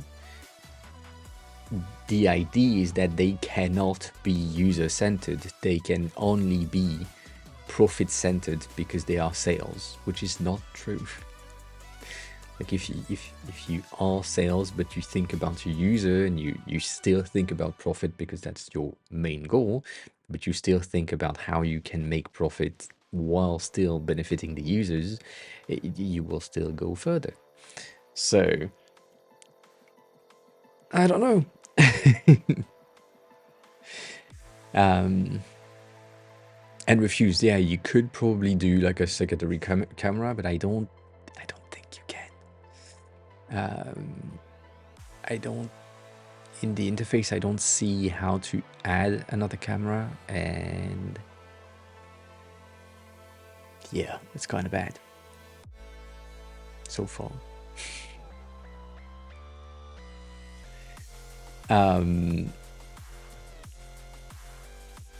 I should just do that. I'm looking at chat on my fucking phone when I have my computer right there when I'm not in the right scene. Whatever. Good to have more variety and diversity of background in general, but there is not any one type of background that's a secret ingredient. There is. There is. You need a combination of user-centered vision and profit-based vision. That's it. So if you have a if you have a designer that is turned sales, if you have a sales turned designers, you probably have a good mix match on one person. The other combination is if you have a profit-driven marketing person, then you kind of good, because the marketing will do itself well, and so you will sell more, and then your goal is to get more profits, so your marketing skills are gonna be there to make more profit. So yeah, that's the thing. But yeah.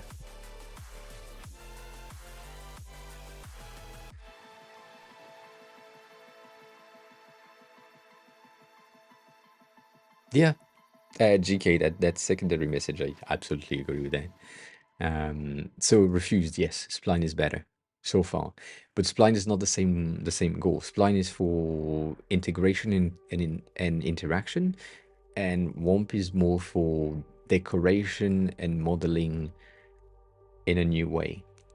So yeah, more sculpting, yes. And the fact that salespeople are user-centered, it's not really true. The best sales are the people that have the ability to say, "Oh, you're not a good fit for our product. I'm not gonna sell to you." The vast majority of salespeople are just, "Oh, we'll bend the tool to make sure that it fits you, so that we can take your money." That's the landscape. Kane, hi, welcome on in. You did. Holy shit. What is it? Is it 7? It's 7 for you, I think. No, it's not 7. Yes, it's 7. No, it's not 7.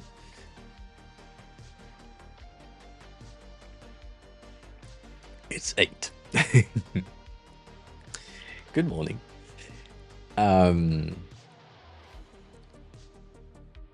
I don't think they are. I mean, once again, good salespeople, to me, that's a very personal thing, once again. But a good sales is someone who is willing to say at some point, "Oh, the thing that we have doesn't fit your needs, so I'm not gonna force it to you, and I'm not gonna bend it to make it look like you have a need for that." So it's more likely gonna be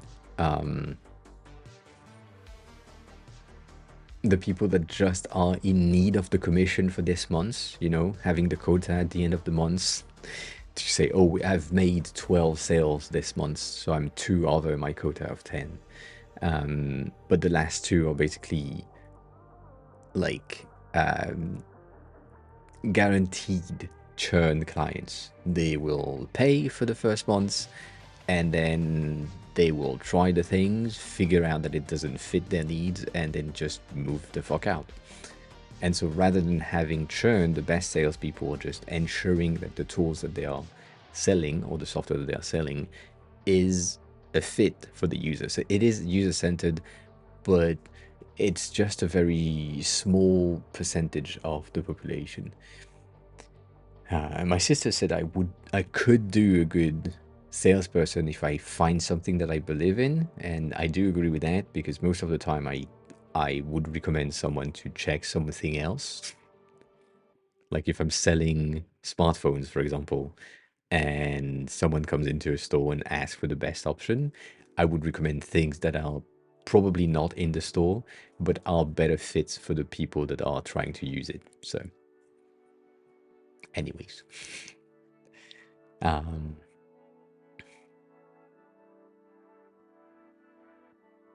yeah.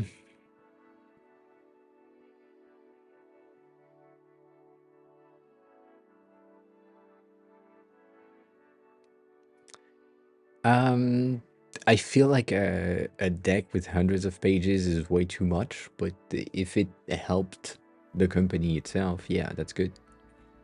Specifically, if it helped define the right customers for the company, that's a great great perks. And Triple is Sketch is still great. Sketch is still better at Figma in some situations.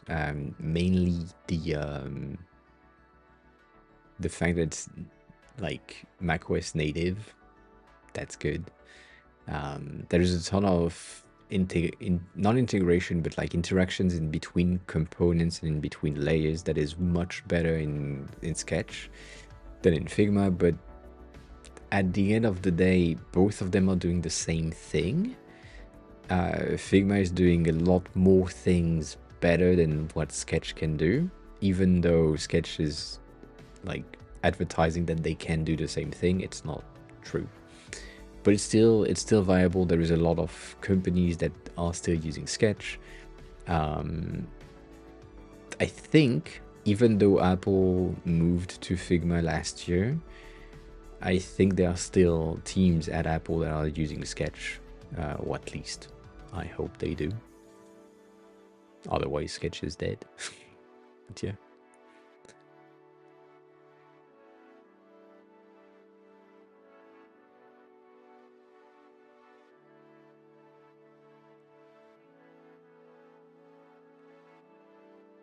And Baffled, that's a pretty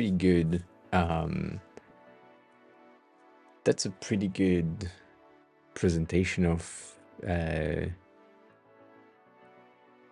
convincing skills. 100%. So Baffled, I don't know if they moved to Figma entirely. I just know that they have finally released official UI kits for iOS, iPadOS, visionOS, macOS in Figma. That usually used to be only on Sketch. So you were limited, and only Joey Banks was like doing the UI kits for Figma. But I don't know. I think they moved because they have now an account and it's official from their profile. So I do believe that it's them. Redmer, hi. Good morning. How's you?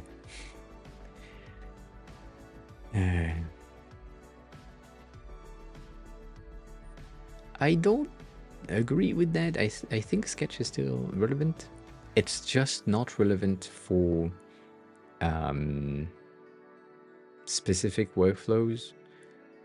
Like if you are just working on one feature on one product and you don't have multiple teams working in or multiple designers working in the same files, what's the point of Figma? Figma doesn't give you anything. Like the multiplayer of Figma, which is one of the main selling points, is not necessary for you. So you don't need to go to Figma to get these features. And if you have the ability to do prototype, which is what you can do in Sketch, having the ability to share the files in a better way for the devs, which is much better in Sketch than in Figma, I feel like Sketch is still relevant, but yeah, a different way of working. Kane, what we've been working on is not much. We've been trying to do a new schedule type of thing, so I think I shared that on damn it, I shared that on Twitter earlier, but we have the schedule for this week, which now with a scheduled type of content is pretty much interesting for some people to come in at some days specifically rather than others. So the Discovery Monday is what we just did, exploring like new tools every fucking Monday, bringing back the Assignment Tuesdays ish. and then coding on Thursdays, and then on Friday, but also on all of the other days, when the main topic has been done, we go into full just chatting, mostly chatting conversations type of things. So that kind of works. I've worked on warm-ups as well. If you're not following me on the platform called Twitter, not X, Twitter, I've been doing some morning warm-ups, which are pretty cool, for like 2 weeks, and been doing some papers again, mainly mainly just paper, um, almost every morning. So that's pretty cool, and these ones are really nice. This one was the first real 5 days a week. So yeah, so this week is gonna be a bit different. And the thing that it is pissing me off on this one is the size of the image is 360 by 450. So it's a tiny thing when you compare to some of the other things that I've done. But yeah, it is first Monday, yes. So we've done the overall review of Womp, which is fine. Not the greatest tool for 3D, but overall pretty good. Overall pretty good. So right now, just checking chat and answering questions.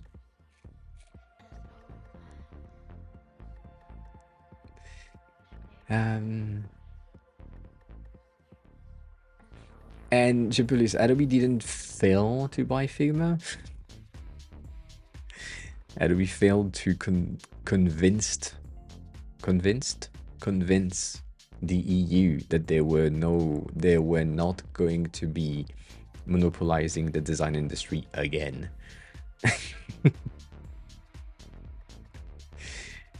Like, they failed to say to the EU, "Nay, if Figma join us, it's fine. You still have like Sketch and other apps."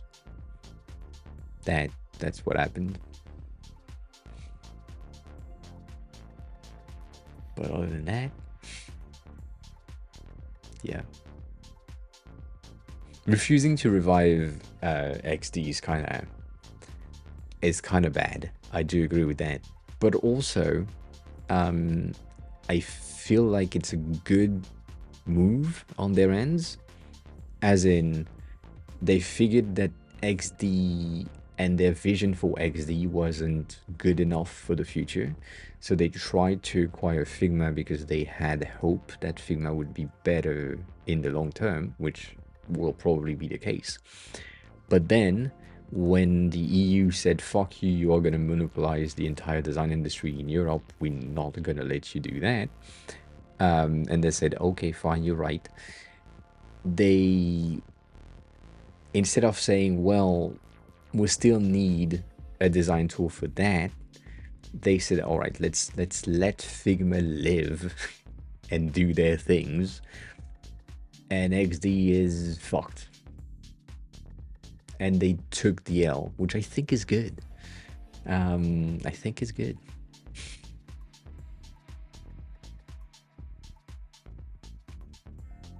I don't know. Maybe they will try buying Sketch, but I doubt it. But it would be fun, though. Would be fun. And Redmo, I'm pretty good. I'm a bit tired. I've been having some chest pains. I know why. It's fine. Don't worry about it. Other than that, we're good. Other than that, we're good.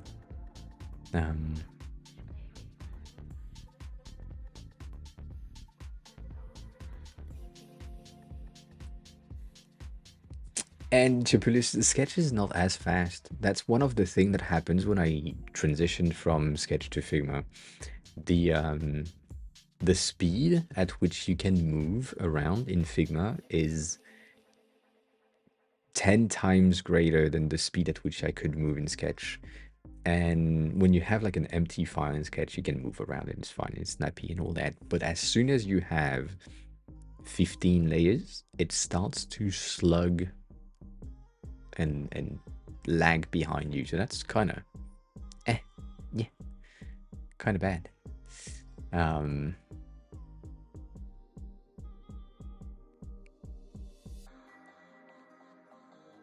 God damn it, that's what happened.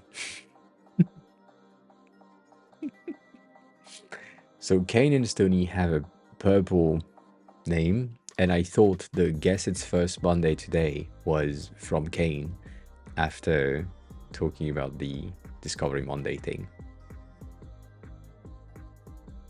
I'm tired. At least that woke you up. Or maybe we will see Fields in like 20 minutes. I don't know.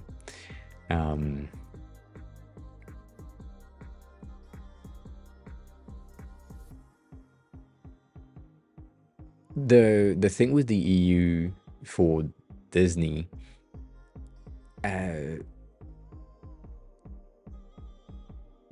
that's not something that the French, I'm talking French right there, not Europe, but like the French wouldn't give a shit, as they are recognized as like massive movie and film exporters. So if Disney was to acquire the Cannes Festival of Film, then the EU would start to fuck around. But because it was like, oh, that's just Marvel, no one cares about Marvel anyways. Oh, that's just Lucasfilm, that's just Star Wars, nothing more than that. And so it's just franchise and not industry as a whole. Whereas Adobe is like design industry, already monopolizing the entirety of the industry with vector graphics, photo editing, and video editing. And then they try to get something on top of that that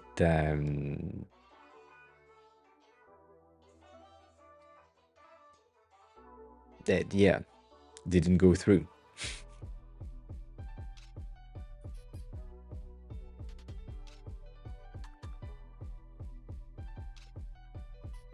You can't even open XD. That's kind of sad though.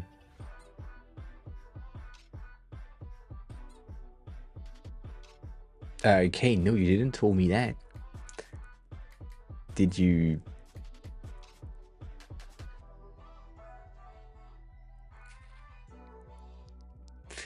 Did it go through? Was it fine?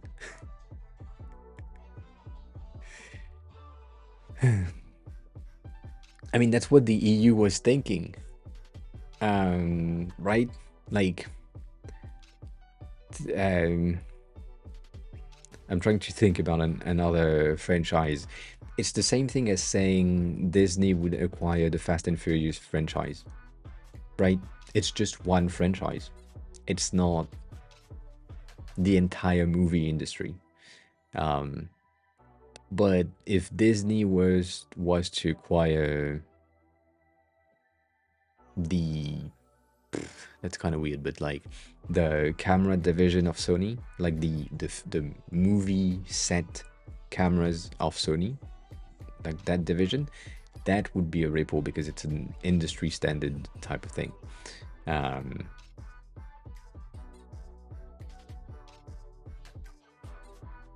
Yeah, until you add them together. But other than that,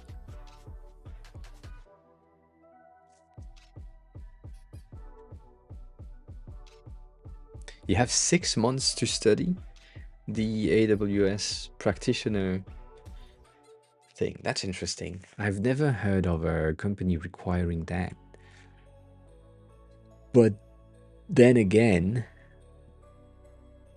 work or like competence, skills related stuff, Kane, that's pretty good. If you now have like I mean, not now, but like then you get the certification and you are now AWS practitioner certified. That kind of needs that you have the foundation of Amazon Web Service to play with, and so you can get into something that is more extensive than the practitioner level.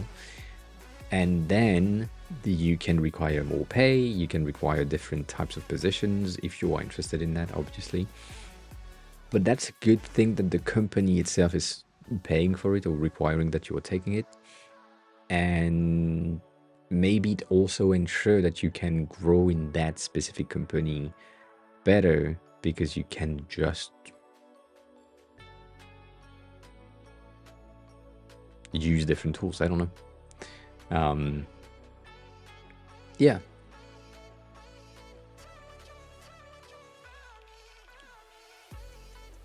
So what I would recommend you to do is check the you can just do exclamation mark drop okay if you want to drop.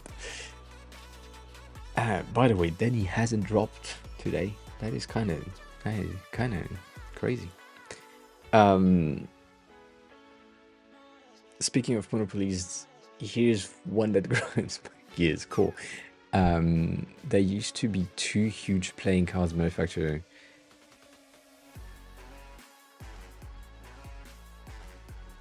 And a huge gap and much smaller shop in Taiwan. So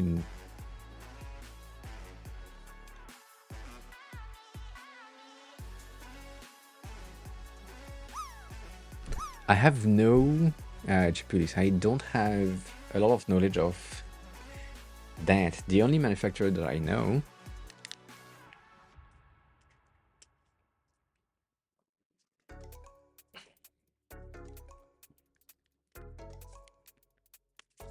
is this one. I don't know who that is, but for me, this is the this has always been the best.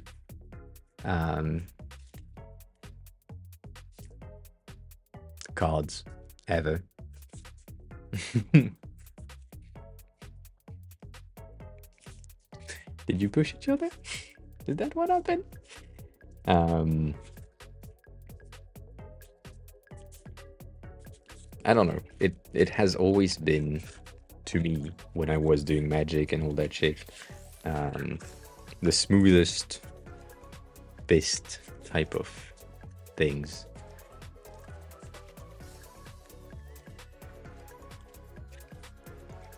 Yeah. Have I ever seen a Spanish deck? I probably have. It's just the when you look at the, I don't think you can or would be able to see the texture on that. Yeah, no, you can't see shit. It focuses on my fingers, but not on the cards. Basically, these cards have a some sort of a fabric-ish type of it is an exposed grid, yes. Let me see if I can find like a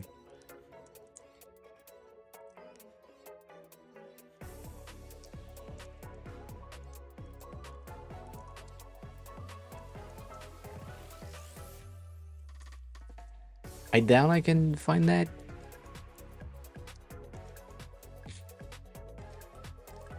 Yeah, I can. I said nothing. Basically,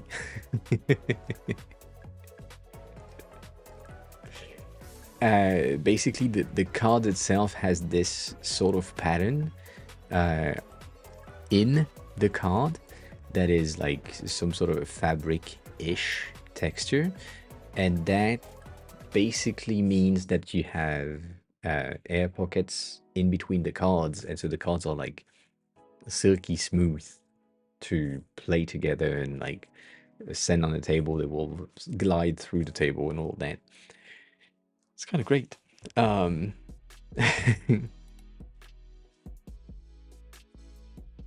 But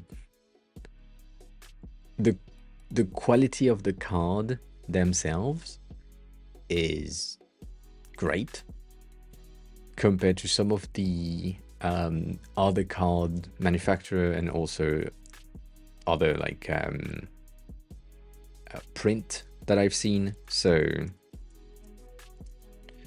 this unit is another magic related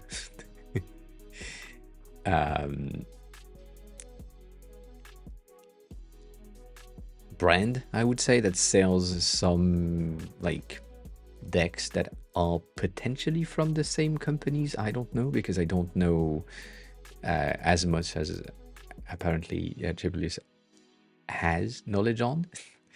But shit like this one, which really have cool designs overall, but it seems to be the same shit. Yeah, it is the same. Yeah, maybe it's just it took over. I don't know. The other one is Theory 11, but I have a feeling that these are the same-ish, kinda. Their boxes, the decks are just amazing to me. I have so many.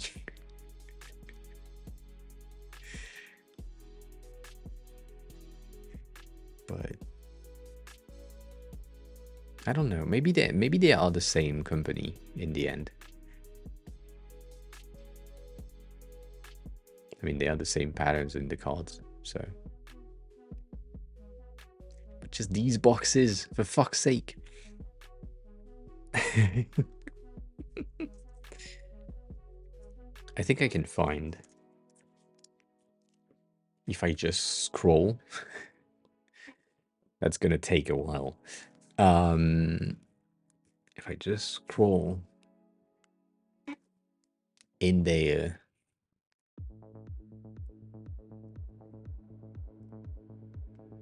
Yeah.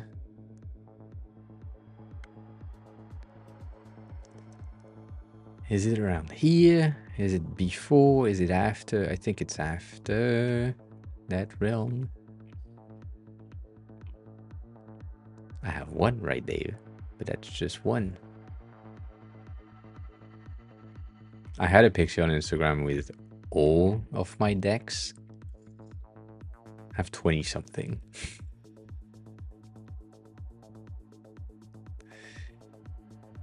But I can't find them. Ah.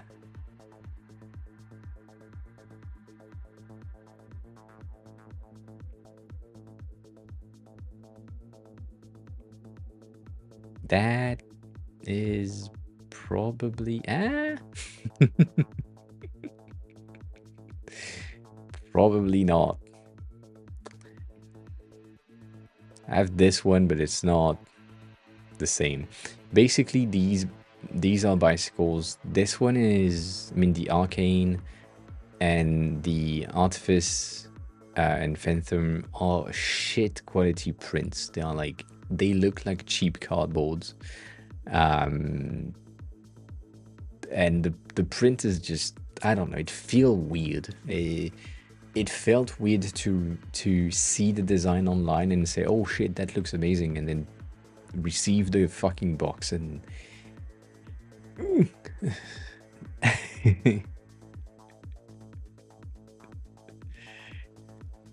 they are bicycles. These ones have holographic foil on top of them, which made that really cool. I think we have like a VOD from the French side of things where I showcase all of my playing cards, all of the one that I have. But yeah, why is it bothering you that one company has the monopoly of it? Is it like interesting? Is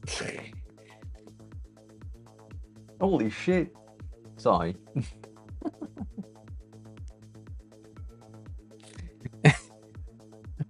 I received a notification on my phone saying that there is like a heavy snow warning, and it didn't stay for the majority of the day, but like I just opened the fucking and everything is white.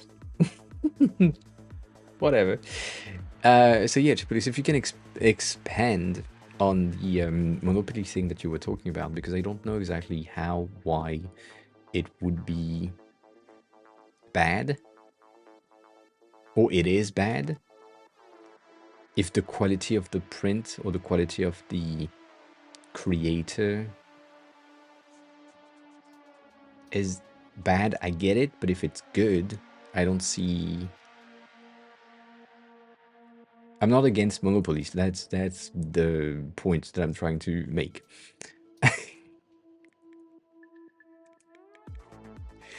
I don't think they are. Like, I think they are in some situations when it's I'm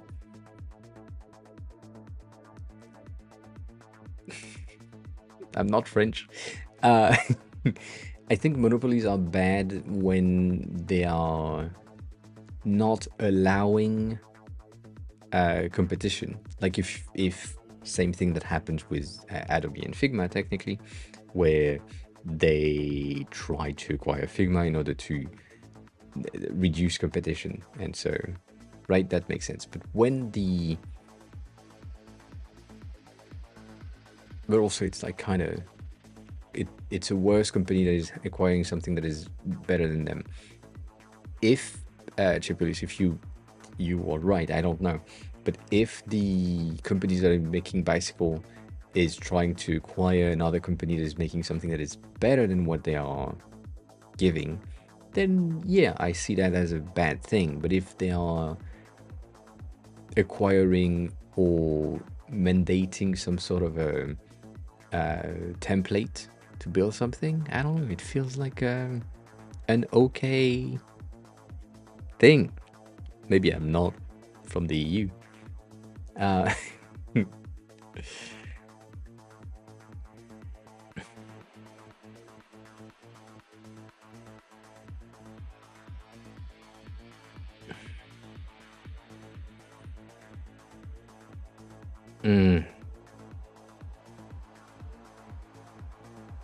All right. So basically, you're saying that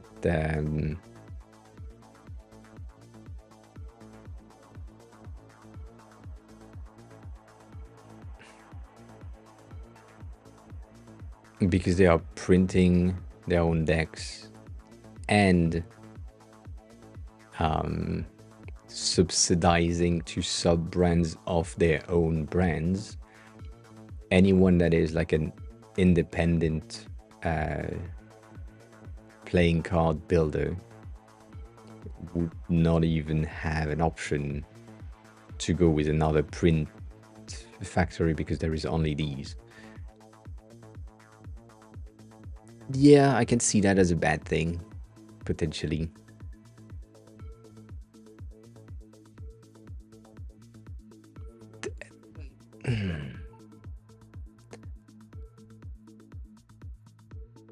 The fact that the playing card market is in dire shape,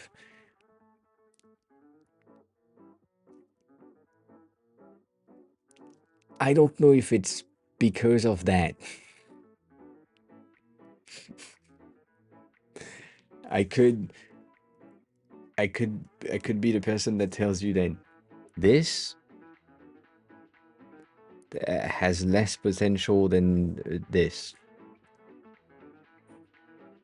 And so when everyone is using this on the daily for entertainment and activities, you can do more with that. So these ones are gonna fail. But I get it.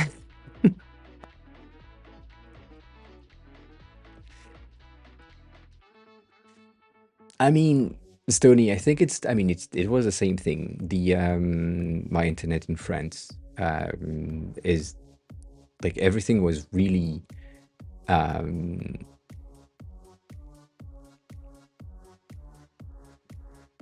expensive and not good.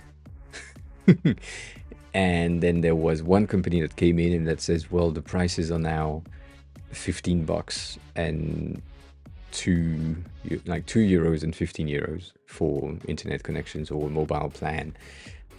And then everyone like aligned And now it's kind of cheap, and it's good-ish. But I don't know. I don't think competition is stimulated in France. So yeah, maybe I'm wrong. Probably though. Yeah, I mean, technically the playing card market was booming when I was interested in it. Or I got interested in the same era when the market was booming, yes.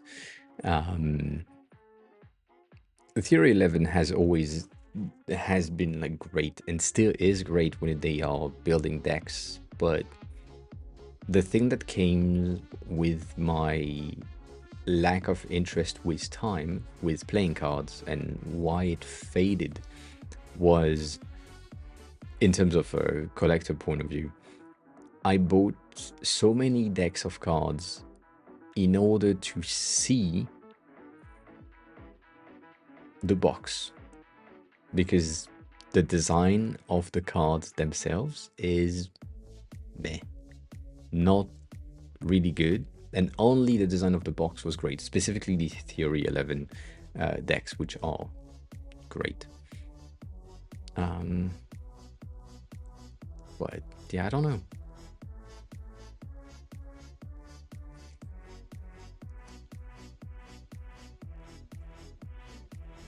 Let me see if I can find the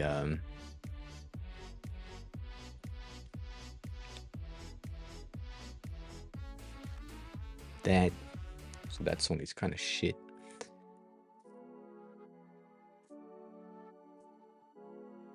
Yeah. Yeah, they are really, I mean, at the end of the day, most of the playing cards from any companies is mostly box. The cards are just cards. Like, I haven't found any collector playing cards that are designed above the faces and the aces. That's it. Like, most of the time what you see is the design of the cards themselves. They're just this. I mean, this example is not the best, but it's the same fucking design-ish, and you don't have much good things. I don't know how to explain it. I feel like the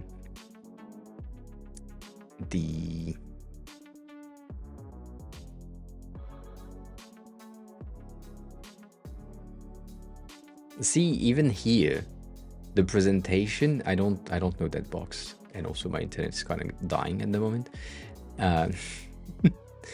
But the only thing that I'm seeing is the back of the cards. Oh, and they are gold plated. I do agree with that. I have seen fantastic cards design, but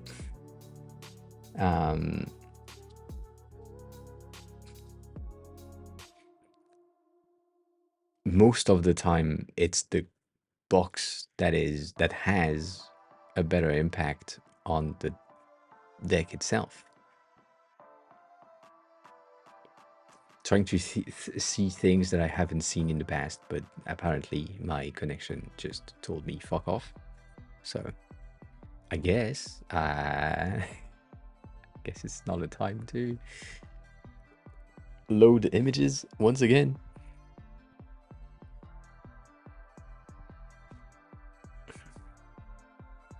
But most of the time it's just like, oh, you have the ace of spade that is designed, and the faces that have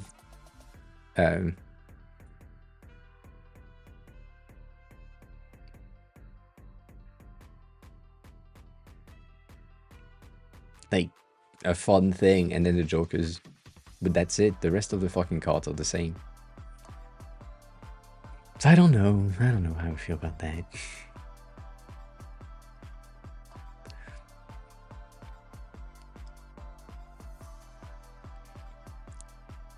Like,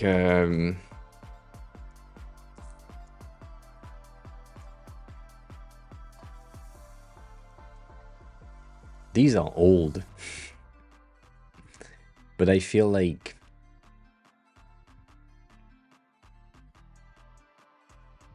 maybe it's just because it's not my style anymore. Maybe it's that.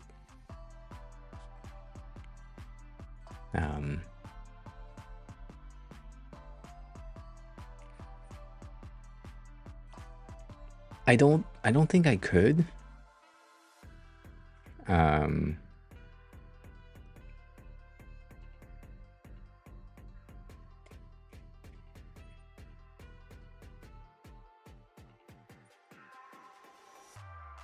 Unless I had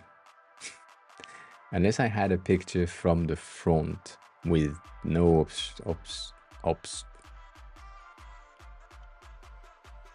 obstruction. Holy shit.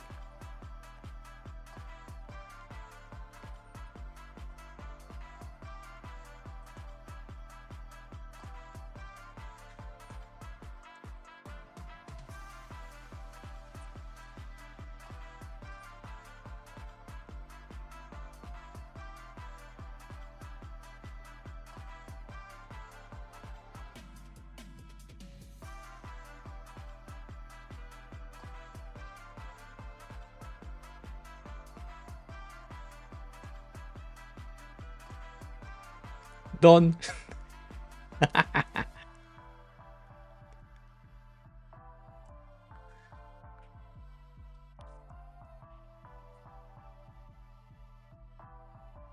Pretty clean.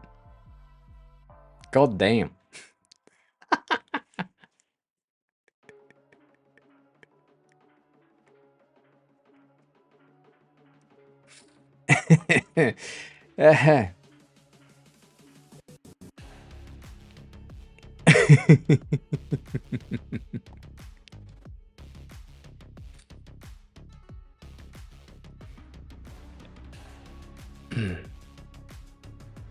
It is a pretty good looking package. I would agree with that. But it's the same as everything. I think the Artisan were the best to me.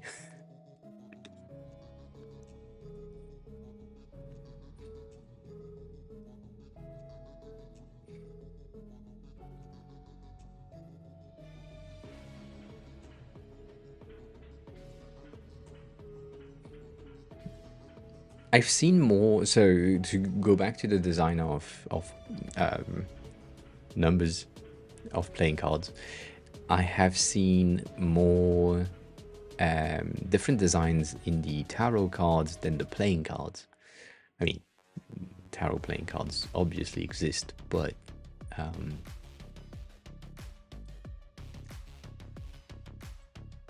the houses and all of that, more fun design in tarot than on these, mainly because the representation of the thing that they are talking about in divination has more variation, whereas a 10 of spade will always be a 10 of spade. I mean, this one is a fucking 11 of spade. What the fuck? You get my point, right? It depends. To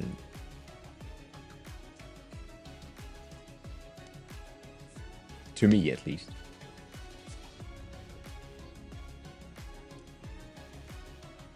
Yeah.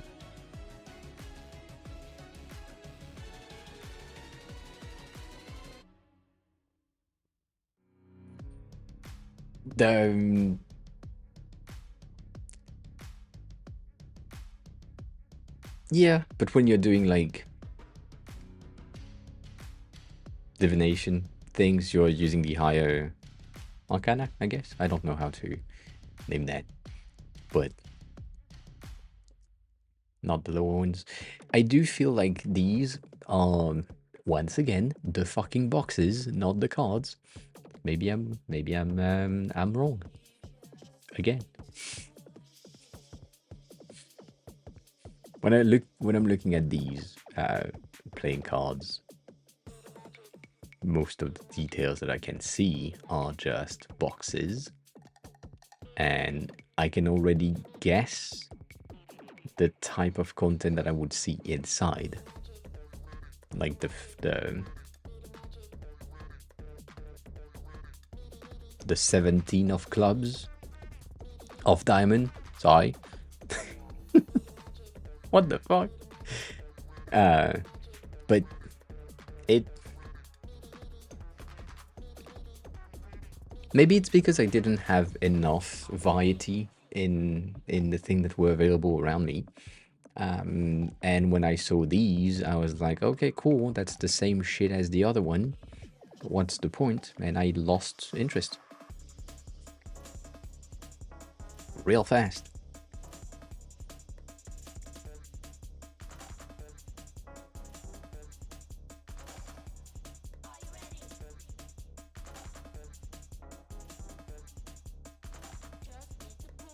Like, this is just the faces, for fuck's sake.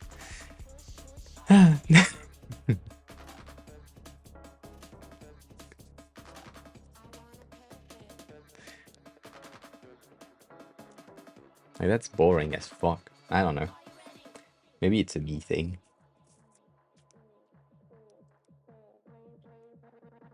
I think I have, but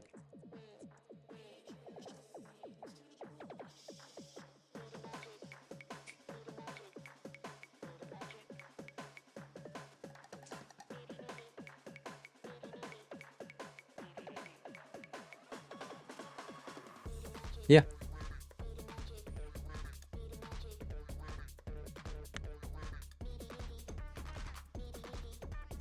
There will probably be, like, with a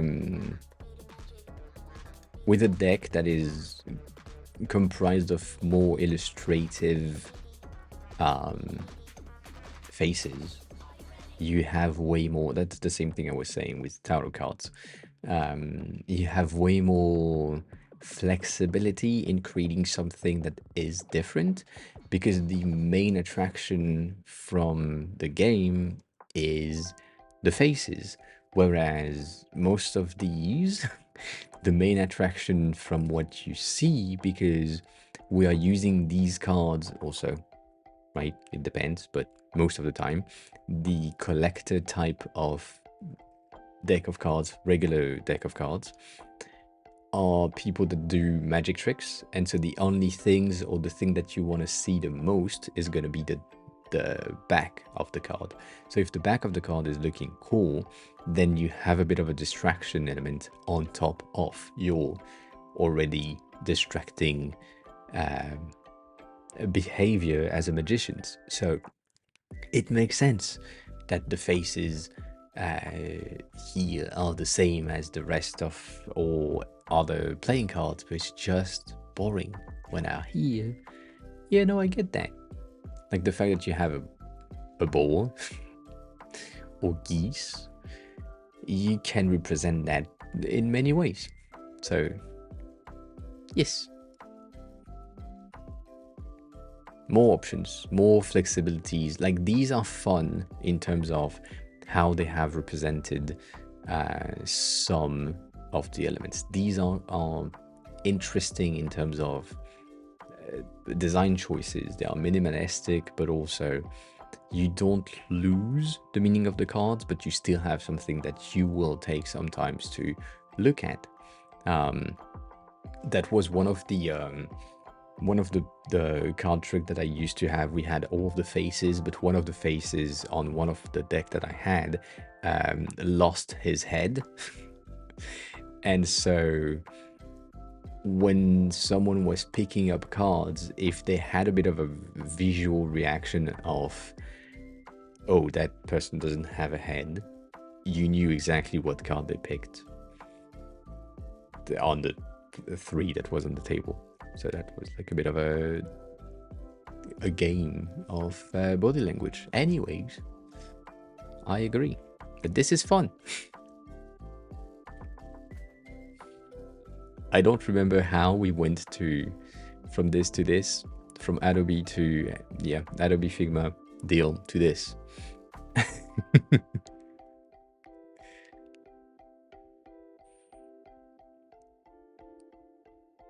Stots? Oh no, I've thought about that. One of my friends from when that was interesting to me designed his deck of cards. Was pretty popular overall. That's pretty clean. Baffled high again. The Monopoly off Monopoly game is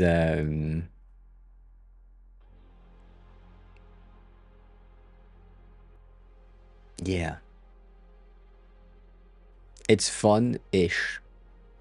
The history of Monopoly is really interesting, though. The fact that it was meant to be a satire of the fact that companies are monopolizing the industry, and that unless you start with much more money than the rest, you cannot really win, or unless you are enslaving your other players, you can't win. Yeah.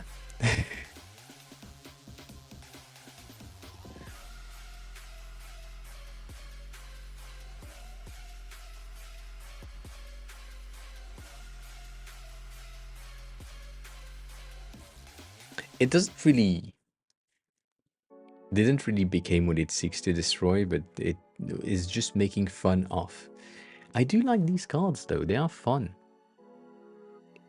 It's kind of first time I'm seeing these, but that is a fun detail overall. I like that.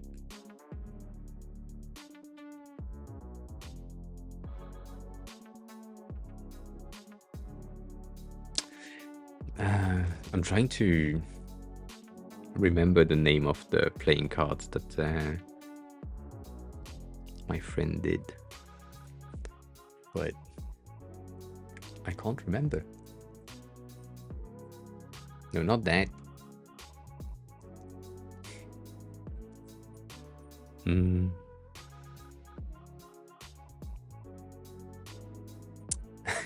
I know he's French, but then I remember his name, but I know that he isn't using his name on Instagram, so I can't like look for that.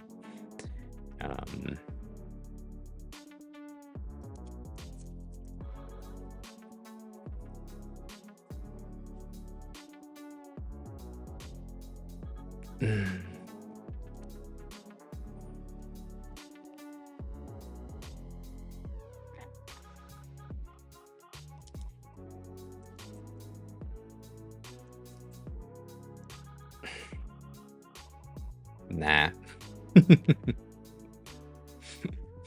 That's basically the same realm of playing cards. And that's fun. You see how it's different. The houses are differently designed, all of that. That's what is fun, or more fun at least to me. Like that makes sense. That's neat. And what he did was the same thing. Yeah, no, it's still a French deck, 100%, but it's just like the design of the houses, the design of each card is different. You want this? That's what you want.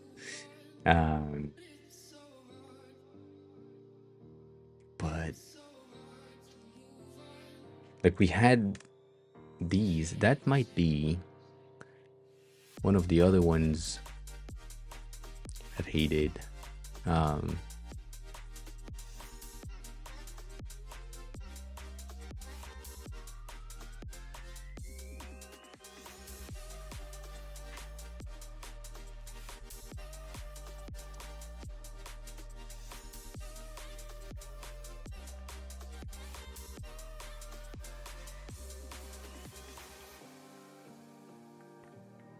That That's not.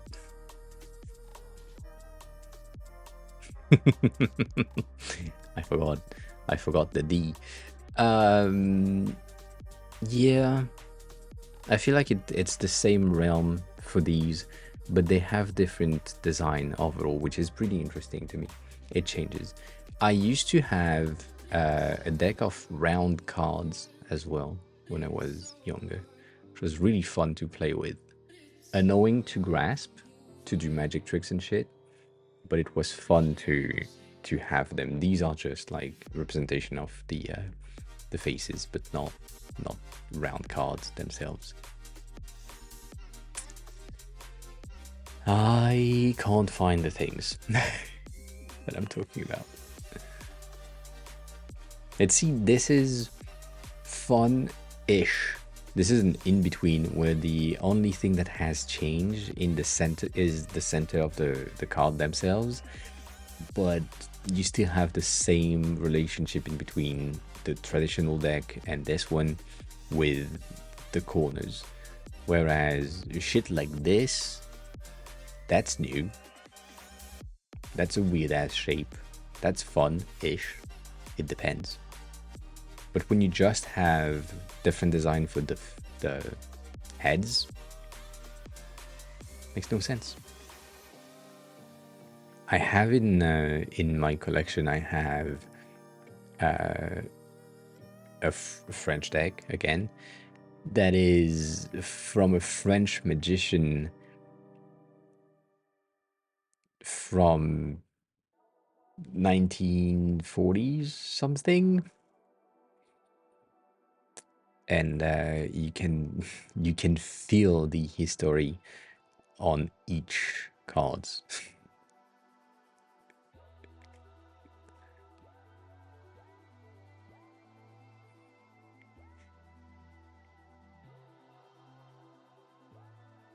I will indeed. The shit like this. Yes. Oh, that's the one that we had. I mean, that's not exactly the one that we had, but it was displayed the same. For fuck's sake, internet. Can you not? Can you give me?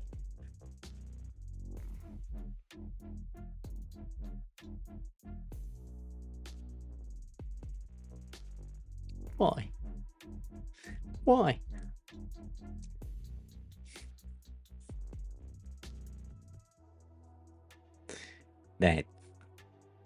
That's what we had.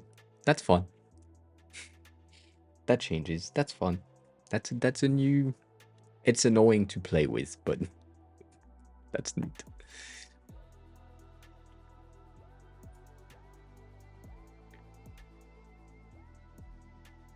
For fuck's sake.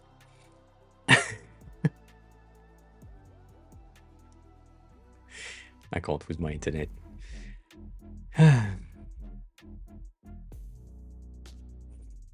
You may even have the one that I was looking for. Maybe not. Maybe not. God damn it.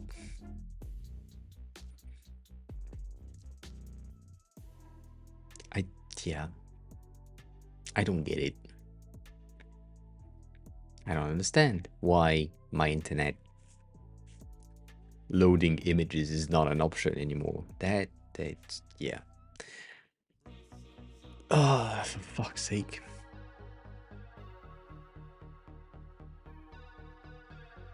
Yeah, I mean, you have more board games at the bottom that of the things that could load.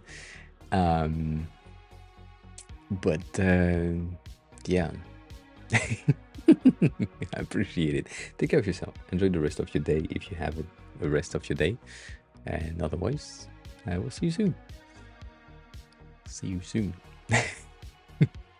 Go back to work.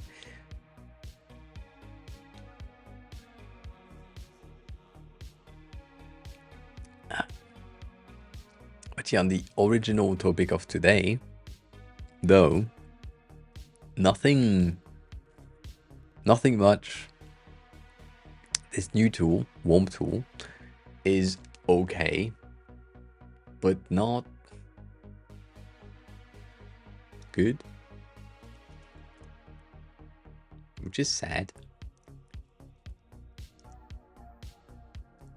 So the tool that we were testing out is this Womp.com, which is neat. It's an interesting 3D tool, 3D shaping, modeling, kind of like the brush, kind of like ZBrush without the brush pressure. So it's a manual ZBrush thing, which I not the greatest. But that's fun. The tool itself being a version of the app running on another server type platform elsewhere. And you just stream the content. That is pretty good. But once again, I feel like Spline is better in terms of implementing. As a product designer, UI UX designer, that's much better. In terms of if you had a combination of Modify that we tested last week plus Womp, you could create really cool 3D things that you can integrate and animate inside of Modify. That's a good combo if you are like graphical graphic designer type, illustrative, poster builder, banner creator. I don't know what to say. Things if you're creating digital visual goodies, that's pretty good. But other than that,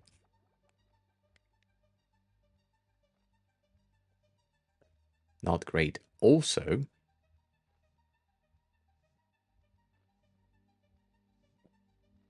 I just saw that I got 6 messages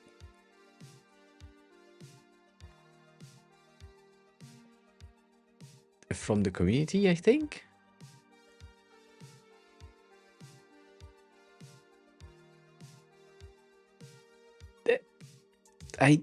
That's weird.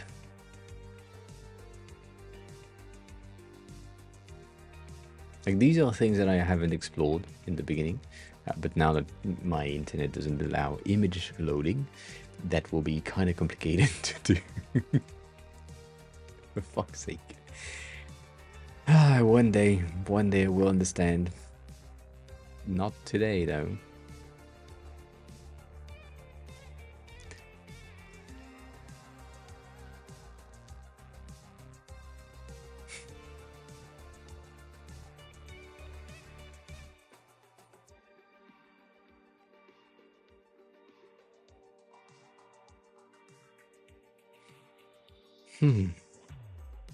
So yeah, I don't know why getting messages here, but that's the thing, apparently. All right.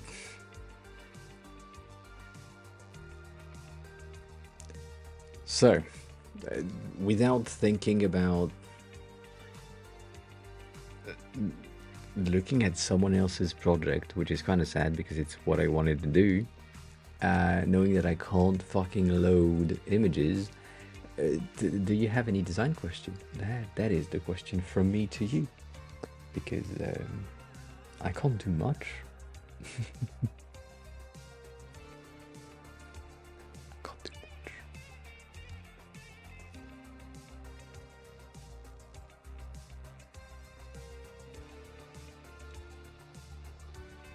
damn it.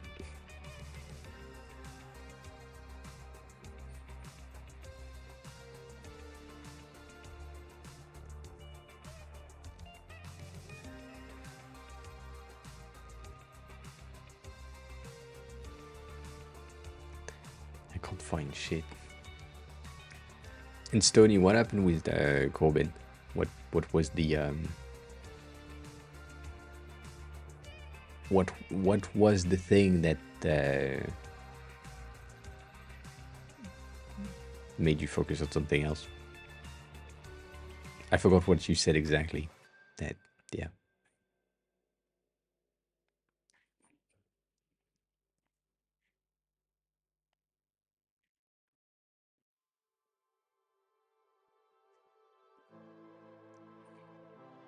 Mm.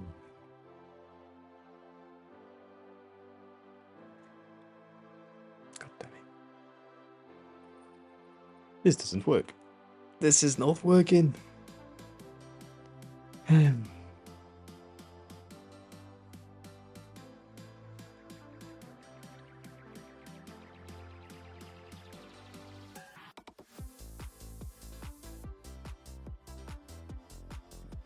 But you're right. We can go back there. We can do that. We can play with this, kinda.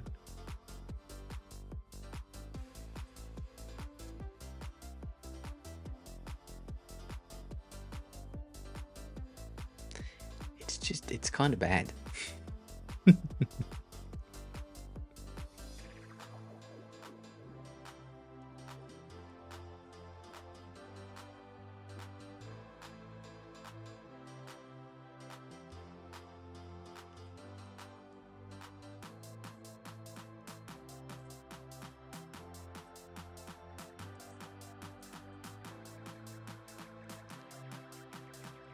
Hmm.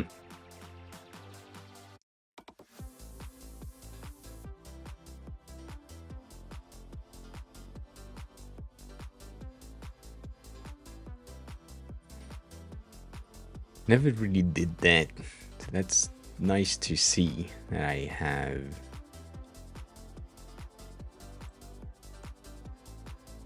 some issues and some potential. Can I do that?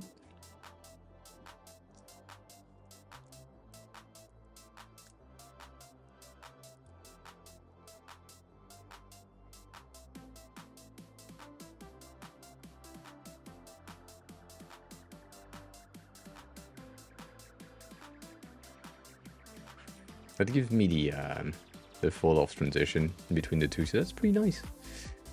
Pretty nice. So yeah, it's kind of crazy. The amount of snow for me for the first time around here.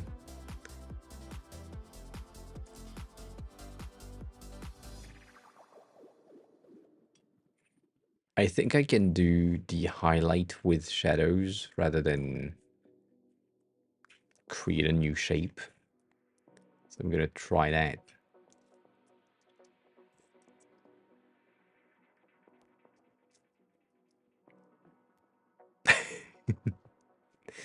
That's a good option. I'll say that. I'll say that.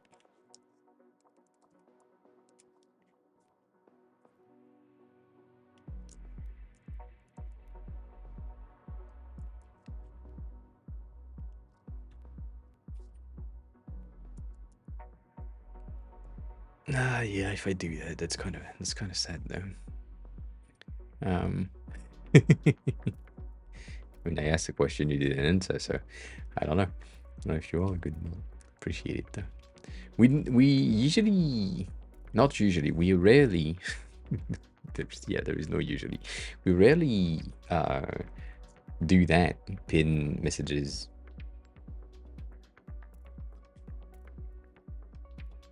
Not really a thing that I'm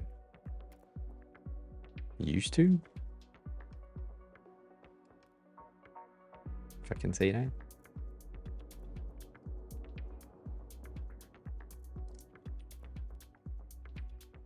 God damn it, this thing is just filled with layers that needs shapes. You don't see the pin button? How? It's right there. I think these are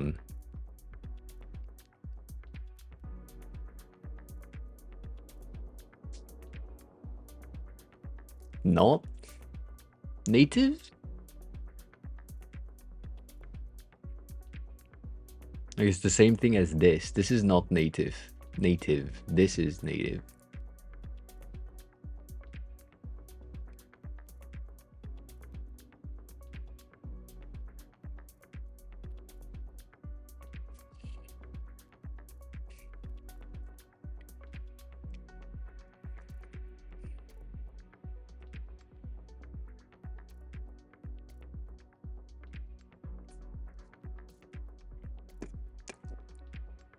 Why are you on your laptop?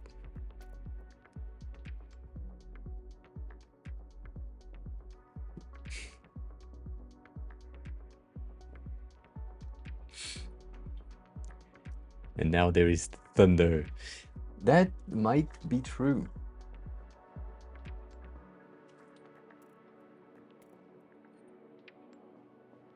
I could lose internet because of the snow.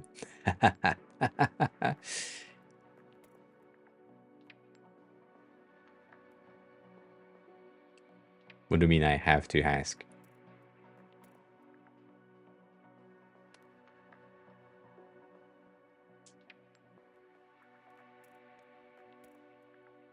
Why you couch potatoing?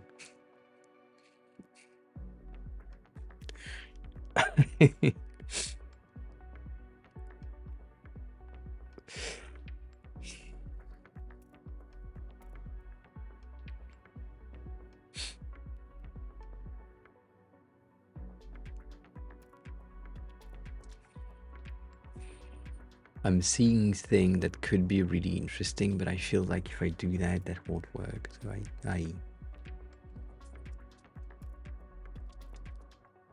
I'm this close to create more shapes on the main body, mainly because of that section. That would greatly improve if it was like a big ass rectangle that we can have like different gradients right there.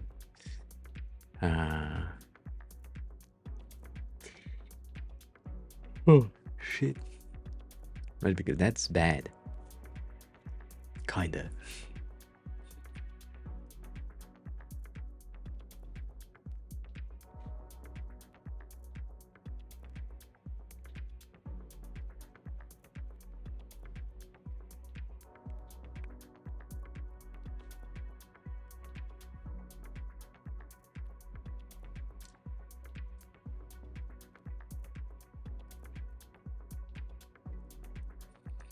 Yeah.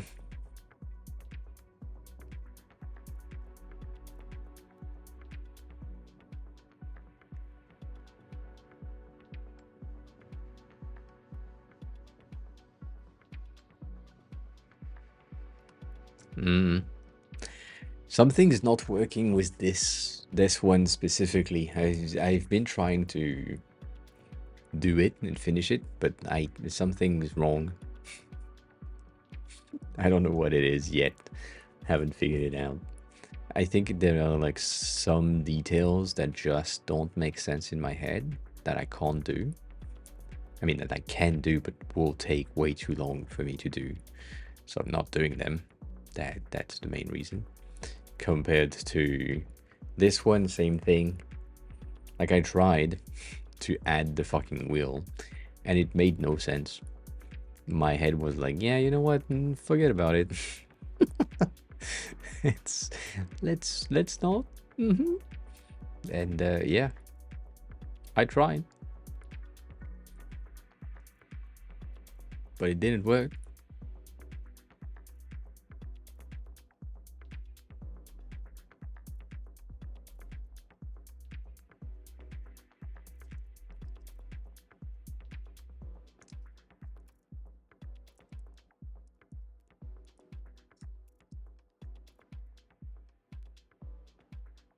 Yeah, that doesn't work. Makes no sense.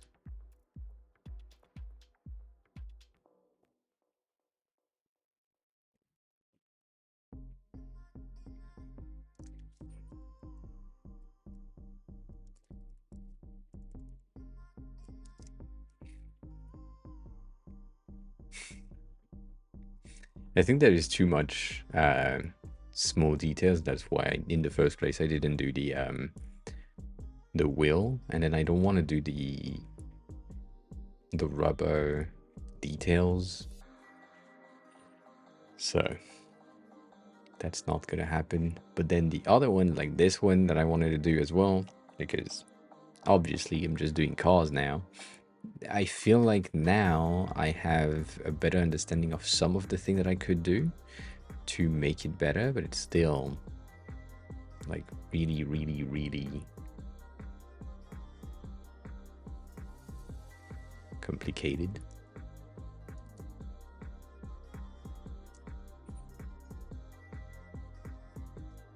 Why though?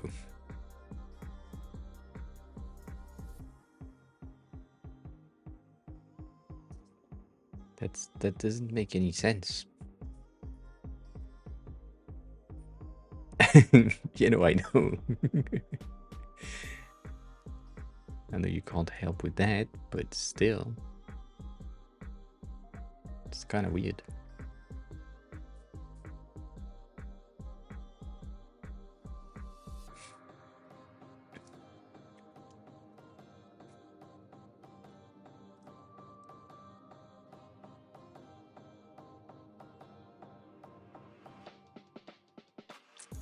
I need to do the highlight right there, and I feel like that highlight right there would be kind of hard to do.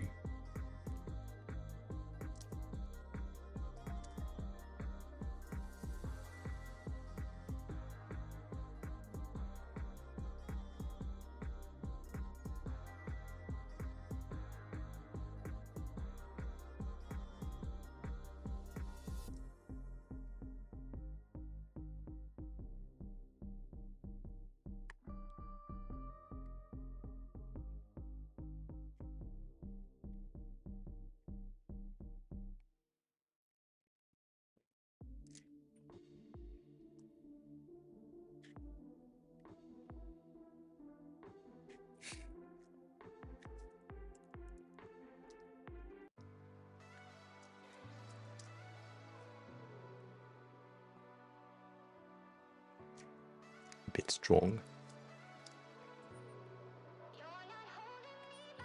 Is it I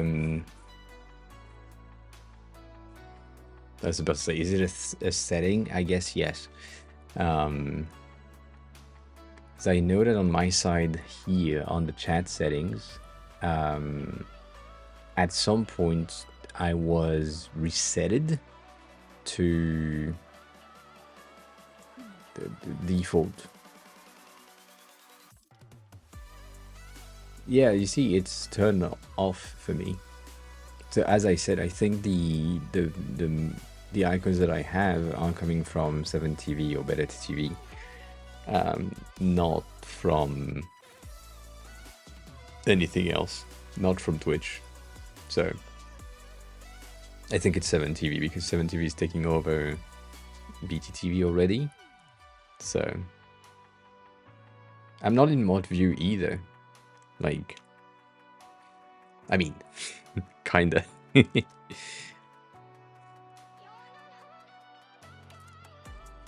No, this is not mod view, this is dashboard, which is different.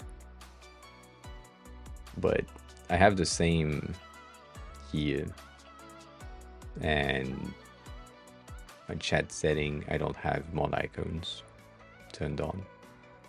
So this is just 7TV doing its magic, being good.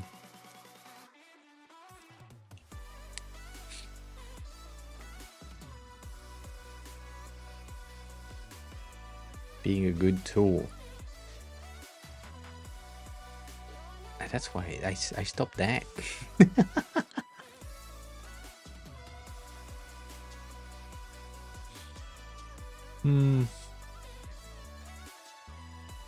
Yeah.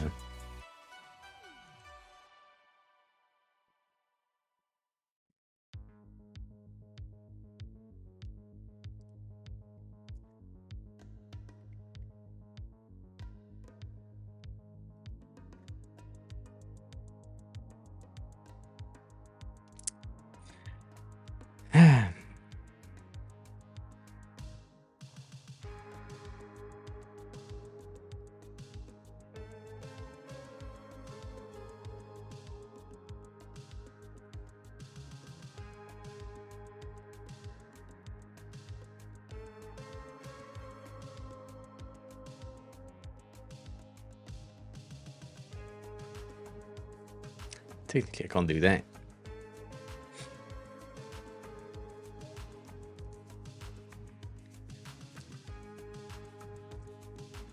Yeah, I don't know at this point.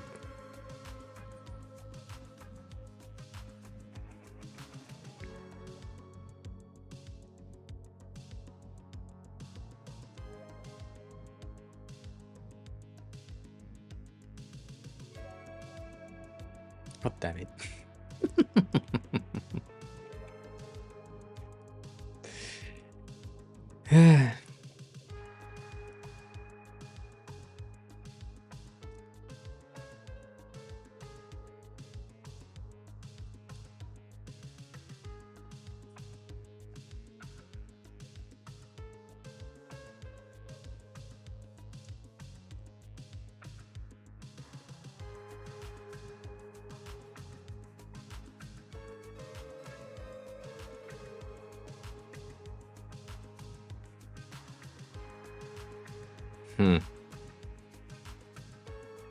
This is gonna be one of these things where an overlay or multiply would be better, but then if I just do that, we are ending with a lot of duplicates to get the right amount of light, which is fine.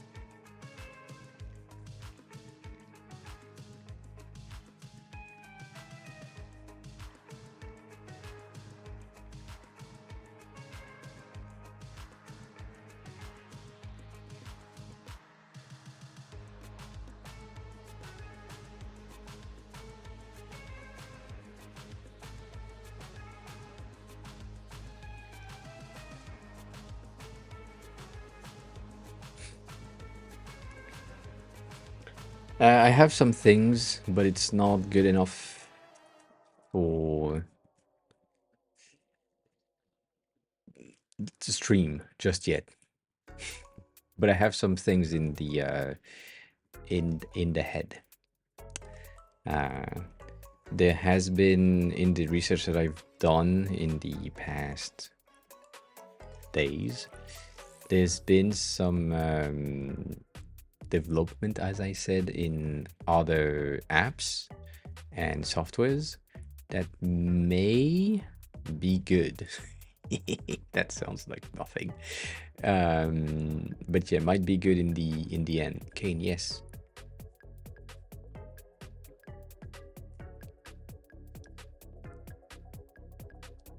That turn doesn't exist whereas here it does turn in back in. That's so bad.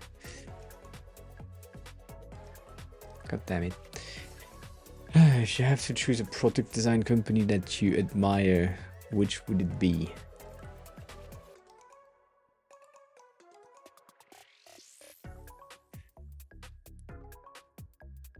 I don't know.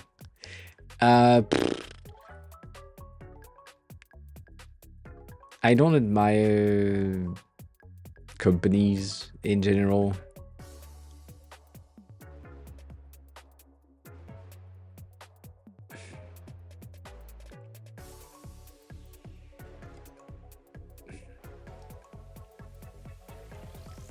I think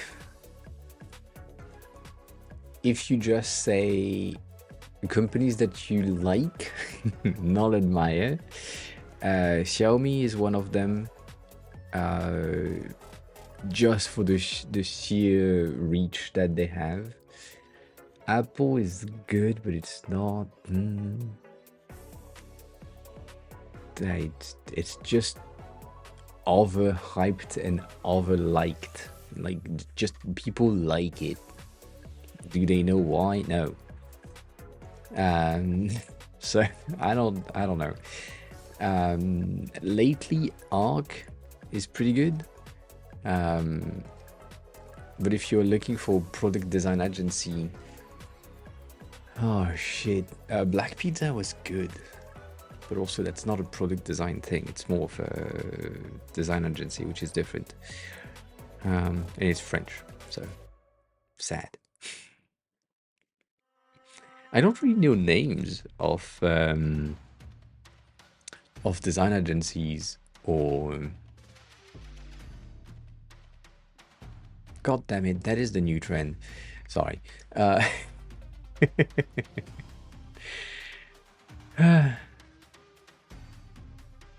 I don't know fucking names most of the time. It's just like,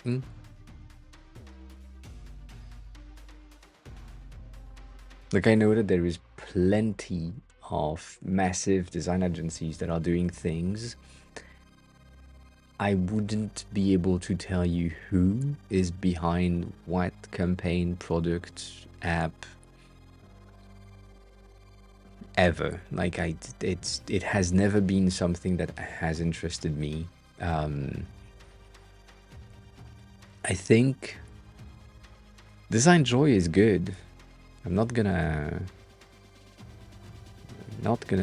be the person that down Brett for what he's doing. I think he just saw an opportunity, did it worked, and now he's helping other designers and other companies do the same thing. I don't know.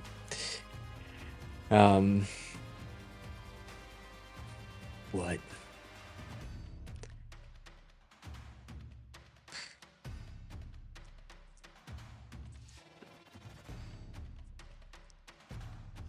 Shit. Wrong key.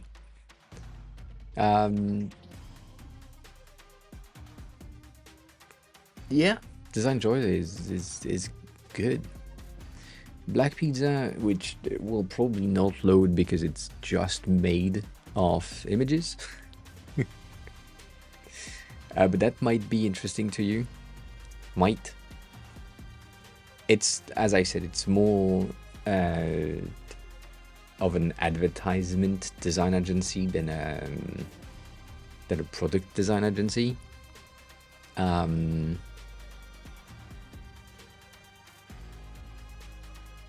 Oh, you know what?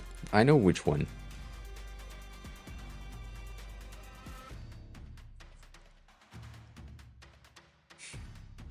This one. This one is good. I don't admire them, but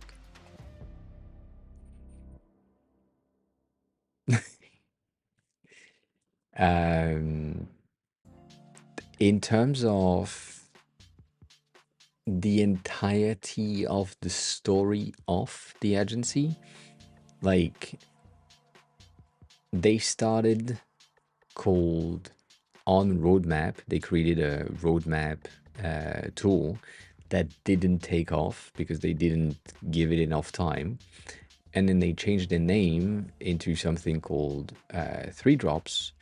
And then they changed their name again into something that I forgot the name in between. And then they changed their name again into something called Open Purpose now. It's pretty good. It is pretty good. As a product design agency, they are pretty good. They worked with Amy. Like, their latest things has been Amy, which is great. The design that they are producing is always really good. And it's also a very, very good thing to get inspired from, because they are trying to build things for the current realm while still polishing it and making it better. So that's pretty good. Then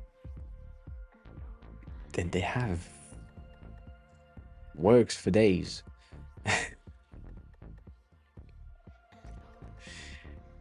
But yeah, I think that's the only one that I can admire. Not exactly admiring anything, but yeah, I think that's the only one I can list as admiring. The other one, even like, I mean, Design Joy is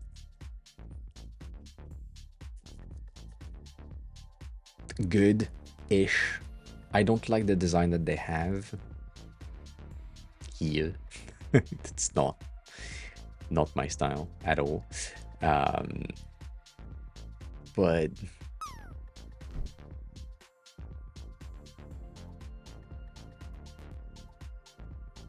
it's just difference. Yeah, kids, hi. Welcome on in. How are you? How have you been? It's been a bit since I've seen you in chat. But yeah, Design Joy is pretty good-ish. It's just...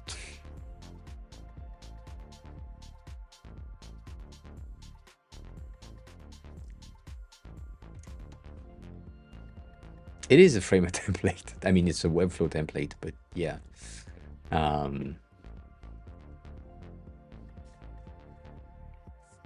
Also, this is pretty good as a portfolio. I'm just gonna say that here. But yeah, this is really simple for a portfolio presentation of work that has been done, and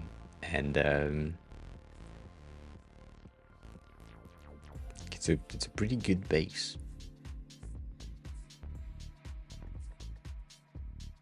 But still, I'm doing pretty good. I'm currently tired, but also really happy that it's snowing, and it's the first time for me seeing the snow in Japan. So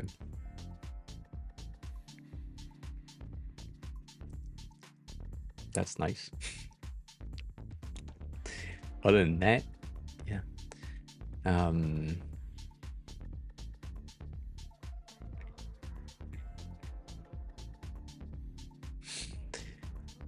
Yeah, Kane, I don't think I know any other design agencies other than, I mean, it's not design agencies, like product design agencies, kind of different, but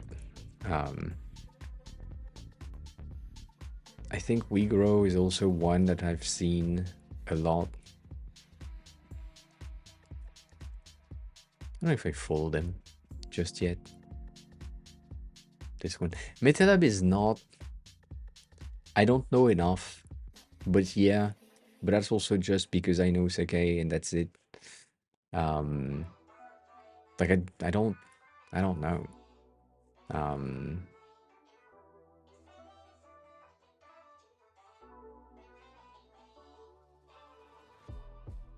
WeGrow is much more, I mean, at least from what I'm seeing, is most of the time more of a branding thing rather than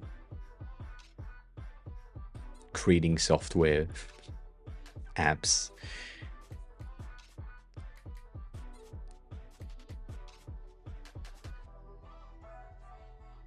But it's good. It's good. I just wouldn't use a subscription model for them. That's just... We are flawed. I don't know this one. And Koto is good as well, but it's also like kind of different. It has some backlash for obvious reasons.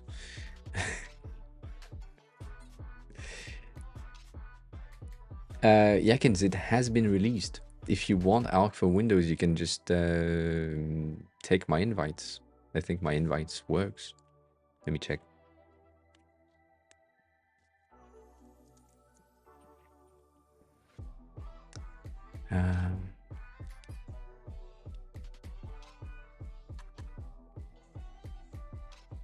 I think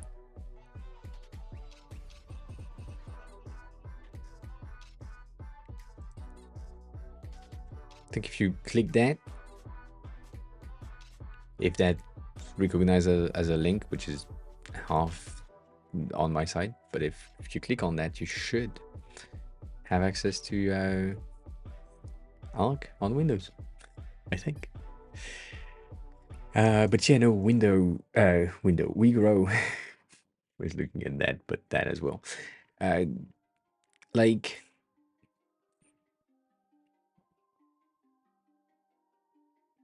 if you are a design firm that is doing branding, branding is a thing that doesn't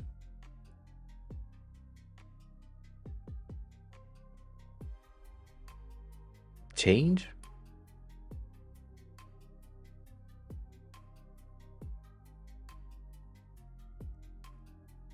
So I don't see the point of a subscription. Like, if you are project based and you just want to branding for your company, good. You pay once, you're done. But then that, I think the idea on this one or this one would be, maybe I can have asset creation, yeah, maybe. But also, like, if you say standards and you still have a request of a logo design, for example, like you just want like the bare minimum branding. So you do a task of branding that comprise like a new logo, maybe some graphics that goes with it. You can potentially expect the project to take a month or 2 months, and that will cost you like 8K, 9K, maybe like, let's say 10K, which is cheaper than the 15 starting. But then technically, if you paid 15 and the thing took 4 months to craft, then it's cheaper than doing the monthly. So I don't know, maybe it's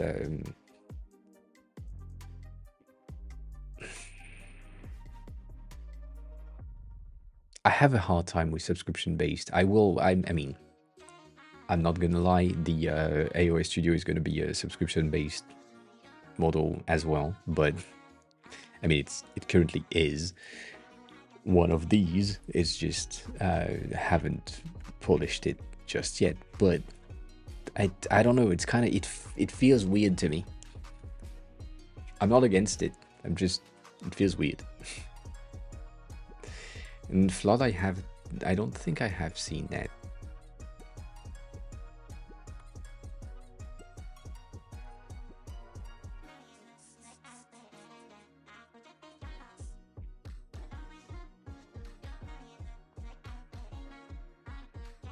That's neat. I think my main issue with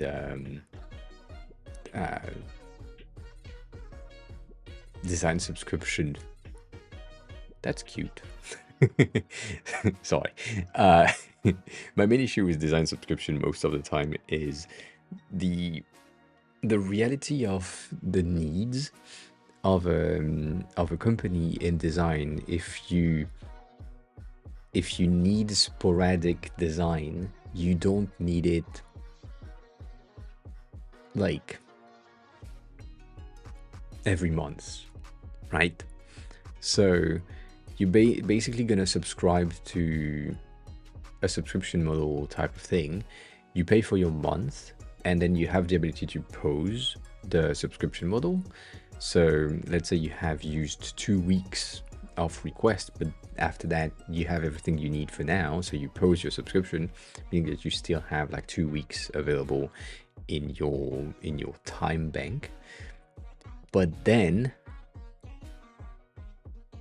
you will re-enable your subscription later when you need some design services, and then it takes more than 2 weeks, so you pay for 1 more month, and then after the first week you pause your subscription again because it took you 3 weeks to get your new assets, and now you have 3 weeks available in your time bank.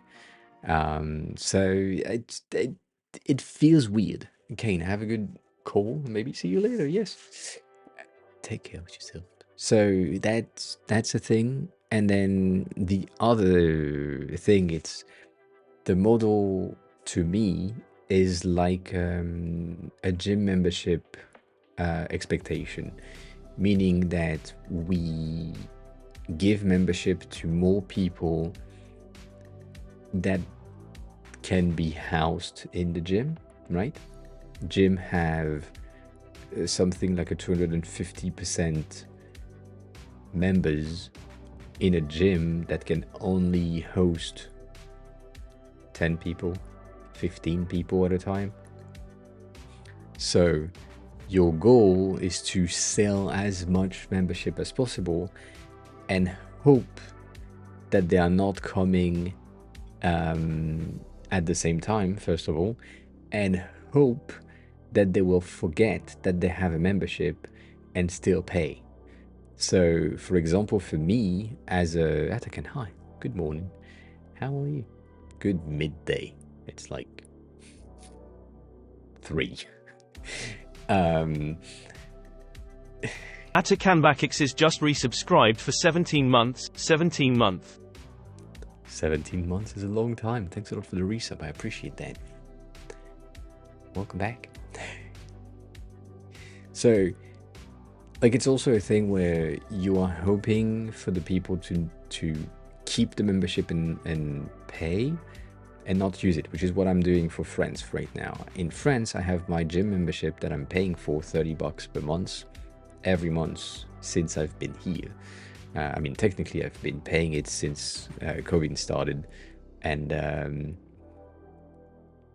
didn't go back since then. So I've been paying $30 per month every fucking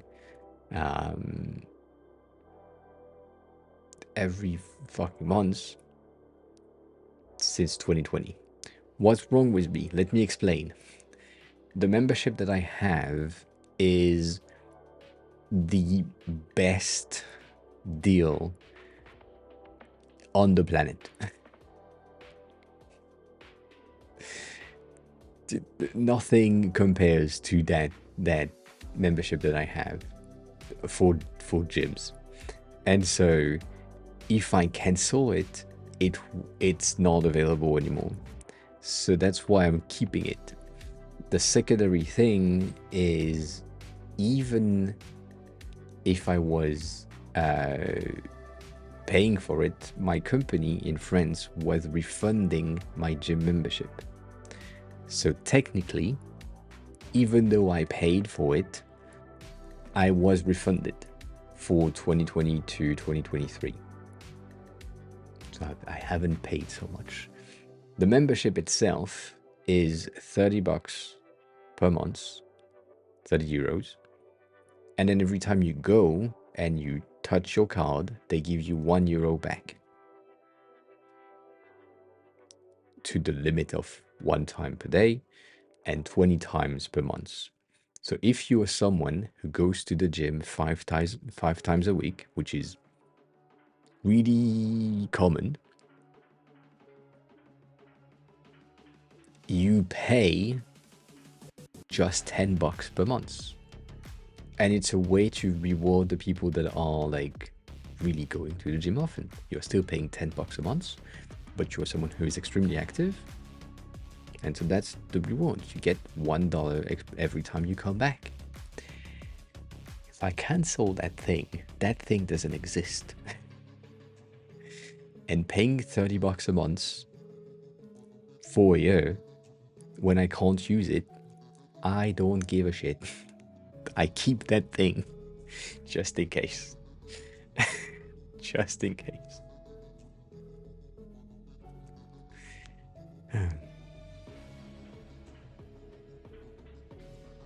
It is really good to, for both things. It's really good to say, well, if I go 15 times a month, I'm paying $15 instead of 30. So that's pretty good. If I go 10, I'm paying 20. So my membership is really cheap, kind of. Or you can also offset things where you say, well, this month I'm in the hospital, I can't go, fine. If you prove that you were in the hospital, they refund you your months. So that's a thing. And then if you go back the next month and you go 20 times, you pay 10. I don't know, it's great. It's great. It's the greatest membership in a gym that I have ever seen. $30 overall at a starting point is already extremely cheap. But then On top of that, the refund of 20 per month at a maximum is just, it changes everything. So it motivates you to go, but also good job, GK. I'm impressed. Yeah, it is too easy.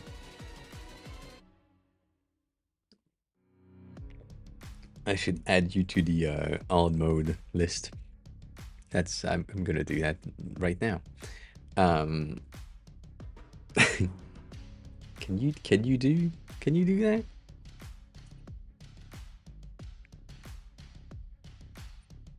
Can I create a drop game?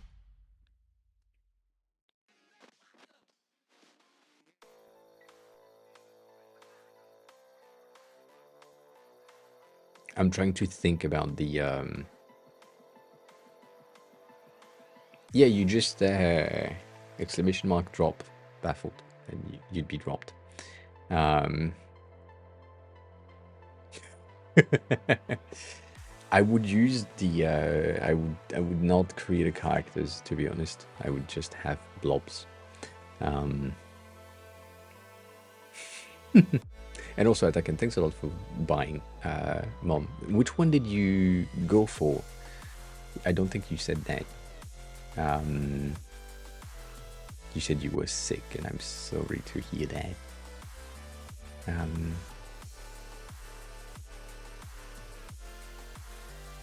The full pack? Cool. Cool. I was about to do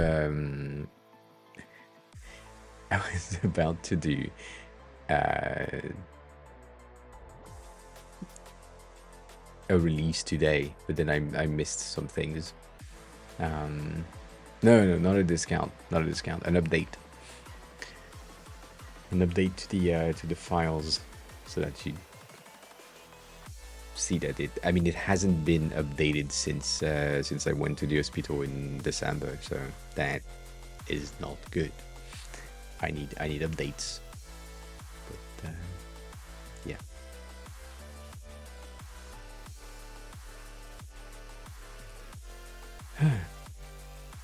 I need a pee. Give me 2 minutes.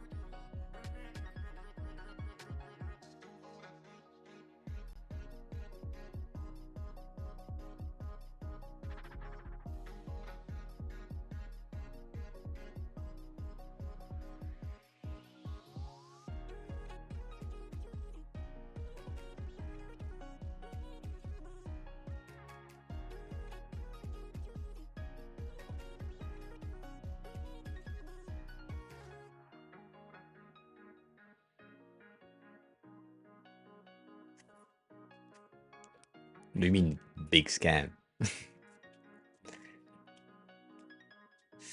And yeah, Atakan, the thing that I'm trying to release for the updates, though, is the ability for you to click a link and duplicate the file directly to your Figma workspace, rather than what it does right now, which is like having a .fig file that is sometimes corrupted and you have some issues to load it. So yeah.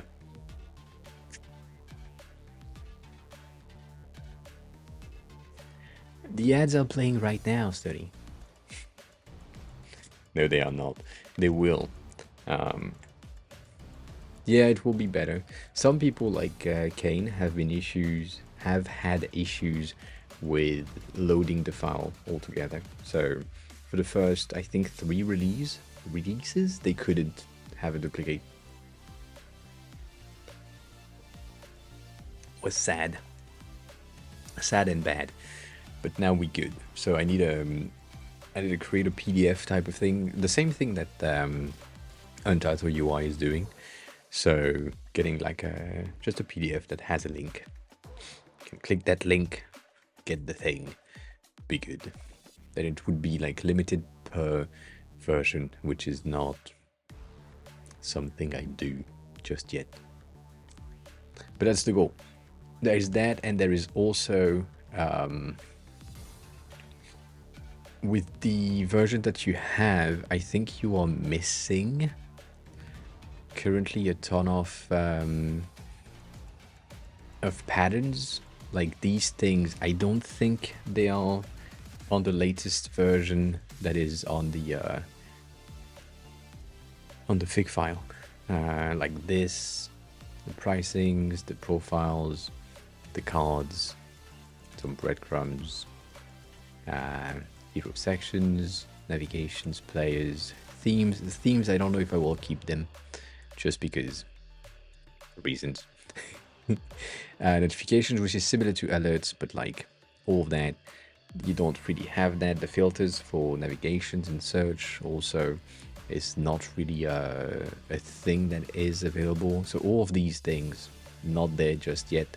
So I just want to make sure that this is rendered properly, that the like layers are named properly. Like this thing is called frame 3, that makes no sense. So just need to make sure that all of that is perfectly aligned and good before I can do the release. But yeah, there is that. And then the second thing is for the icon pack, I'm doing the same thing that Untitled UI is doing. So if you want things like the solid icons, which are bigger and solid, you need to buy the entirety of the icon pack, which is similar, but it's not included in the full UI kit thing. In the UI kit, you just get the regular icons, but if you want the duotones, which I do highly prefer, you need to buy these. By the way, how much is the discount for you with Parity Deal? Is that like I think it's 60%?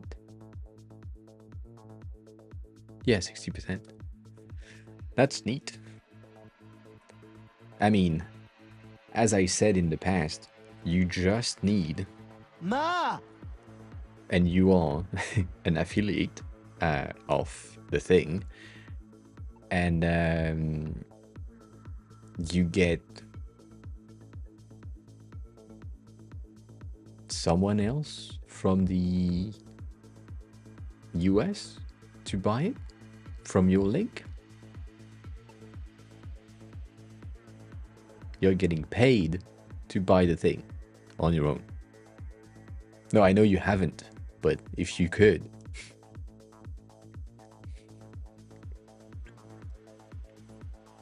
Like you are right now, let me check. You have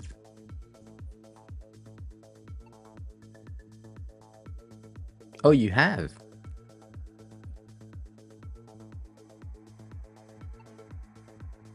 You have one. You have 23 clicks in your referral, and one of them has converted. That gave me 1485, which means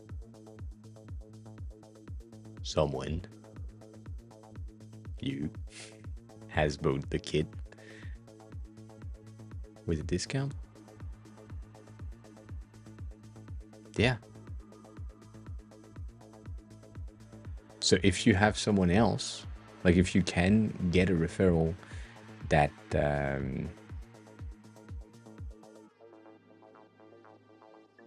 that works from somewhere else, it'd be good.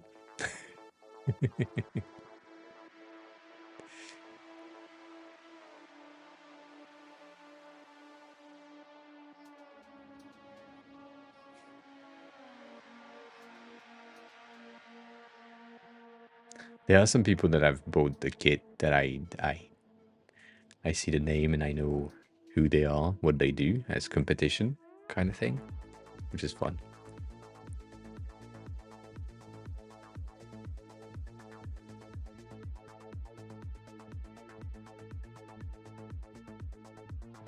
I mean, you have, once again, you have the most clicks. I'm not gonna, I don't want to like share names, but from all of the Catherine, hi, welcome in. From all of the people that have referrals, like you have 1, 2, 3, 4, 5, 6, 7 people that have joined the affiliate option, and I'm not doxing anyone, and then you are at 23 and Denny is at 11. But then the other 5 people that have joined, a lot of them have no clicks at all, and the other has just 3 in as a general thing. None of them have like converted, but no, if I scroll, then you have full names.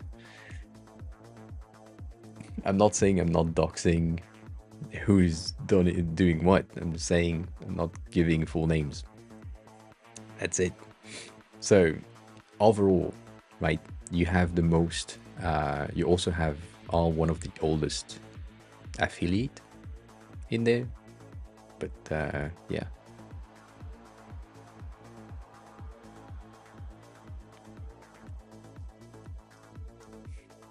Godwin, you're not.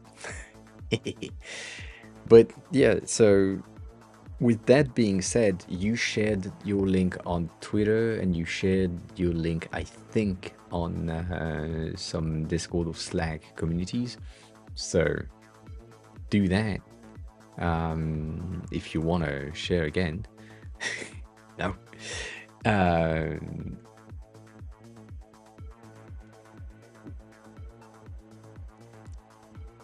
It's kind of simple.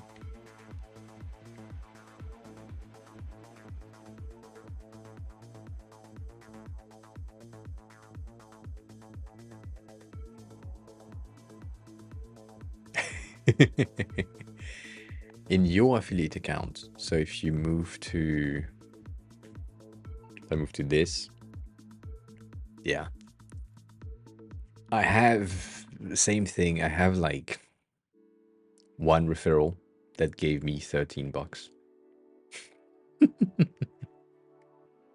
Even if I go like to year day to date, it's the same shit.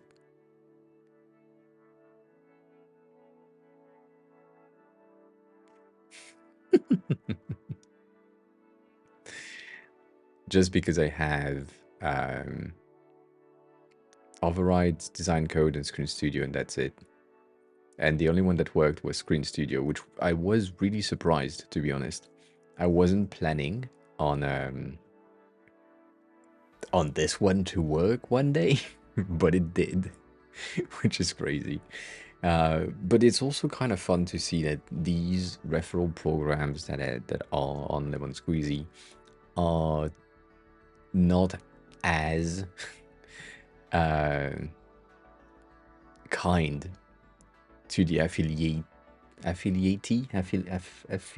person than me. Like me giving you 50% is yeah, not something that that other people are doing. I think the only one that does the same thing is Smos for the 3D things that I'm referring to as well. But yeah, that's pretty good. Do you know if it works the same way if they buy a second one again?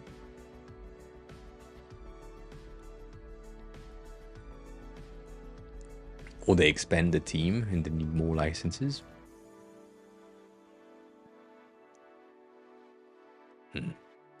There was a thing a long time ago. I don't think it exists anymore, but there was this thing with referrals on Dropbox. Yes. On Dropbox, in the beginning, when you invited someone by email, because that's how things worked, you basically was the referral for sending the email, and then if someone else was later down the line recommending them to join Dropbox because you had logged your address book in Dropbox first, then all referrals for the gigs of storage that you get were coming for you rather than the person that bring the person later, if that makes sense. So it was pretty interesting, but I don't think that exists anymore. There is no like, it's not a pyramid scheme per se. It's more of how do you fucking say that?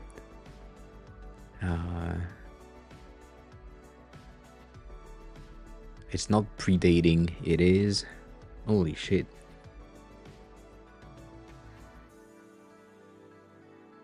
God damn it, brain.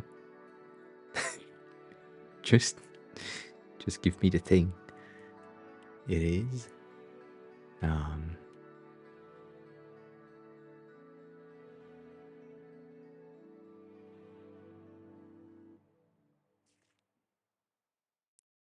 God damn it.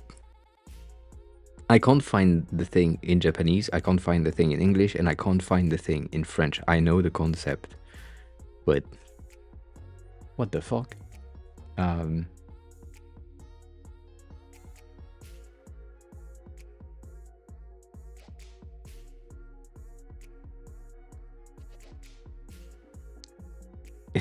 Also, hi. It Genie, yes, that would be great. It is when you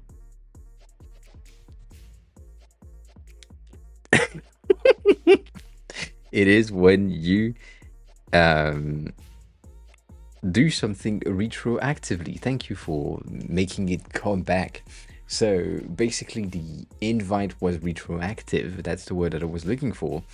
And so currently, right, if you are affiliate to the mom program and Genie's affiliate to the mom program, and then you send Atakan, you send your link to Baffled, for example, they click on it, and then they don't do anything, and then they click on Genie's link, and then they buy the thing. The affiliate money is going to Genie, when the first one is you. And so for Dropbox at the time, retroactively, if you were the first one to refer someone else, even if they logged in 5 years later, you were still retroactively getting the benefits of the invite because you were the first in the referral thing. God damn, my brain was fucked right there, if that makes sense. So it's not really a pyramid scheme at all.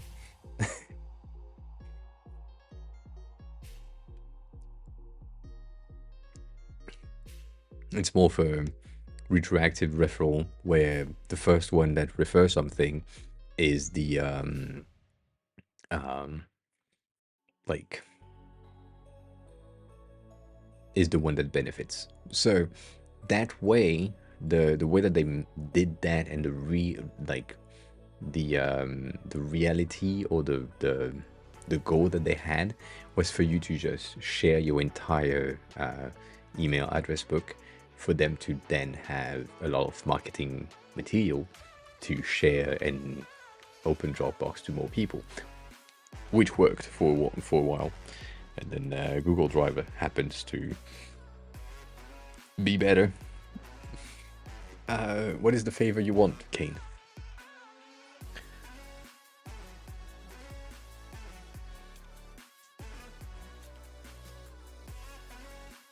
No, it's not. It's not if you refer me and then I refer someone else. No, it's if we both refer a product, but I'm the first, but they use your link to get it, then it goes to me.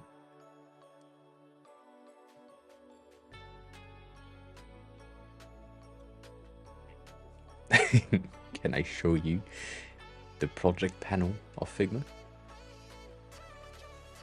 This? From my team?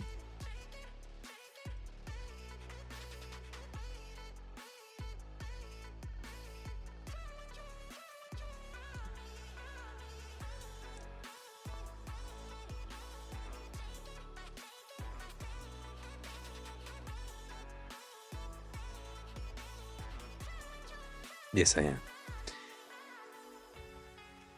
I am paying, sadly.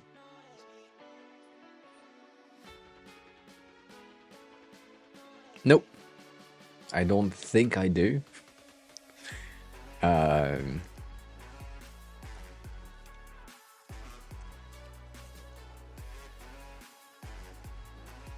Maybe.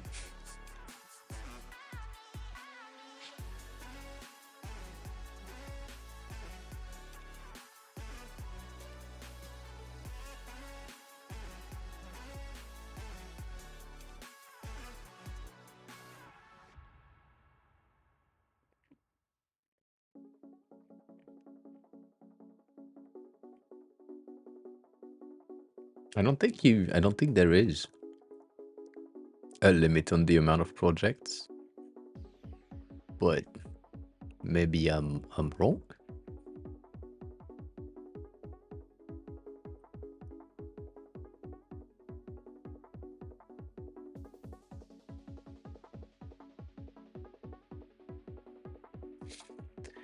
Dash lane free. That's interesting.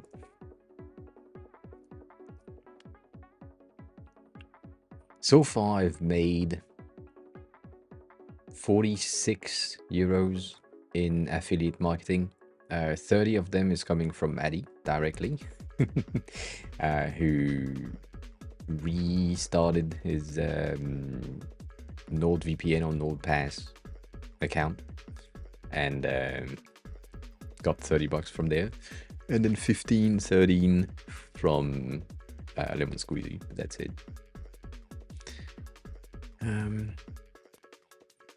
Yeah, but this I do hate this. I hate this. Like, collaborative design files just mean that you have some other people in the file that are or have the ability to be editing the file, I think.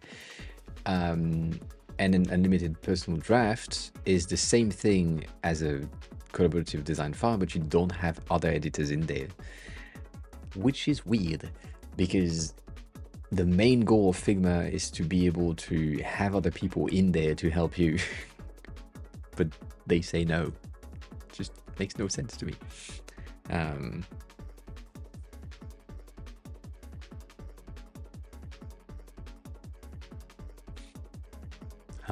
Interesting. Yeah, I mean, technically the link that it's just above your head in chat, the Epidemic Sound link right here is also an affiliate marketing link, but it will give me 3 months or 3 months of subscription, so I don't need to pay as much. But yeah.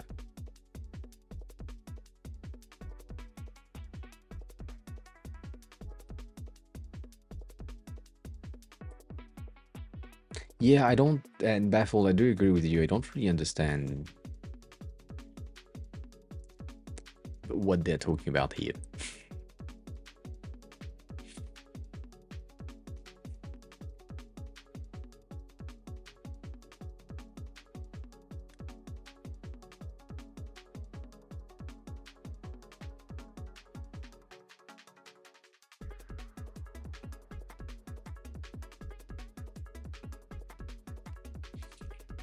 Yeah, I don't think there is anything in the Kane in the documentation that states that you have a limited amount of projects.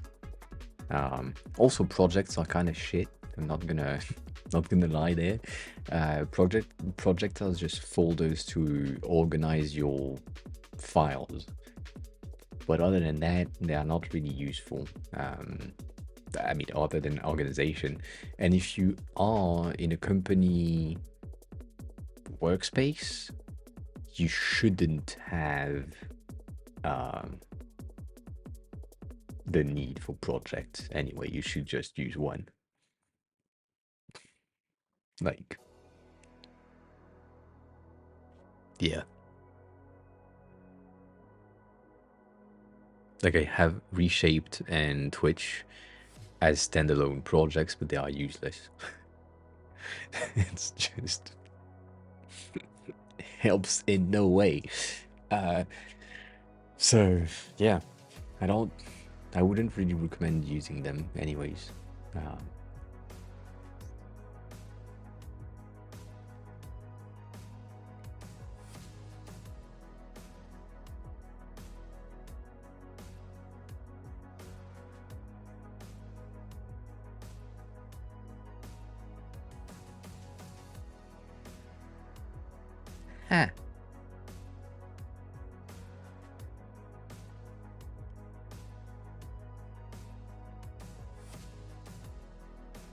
That's interesting.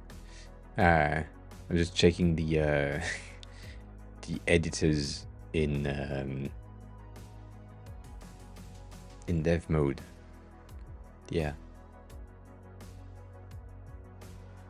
Still paying for Stony though.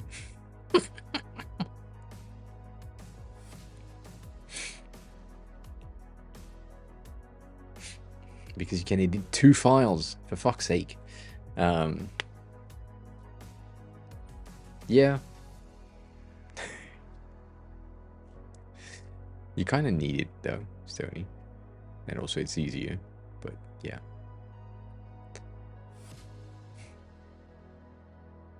Don't worry about it. It's fine. It's okay.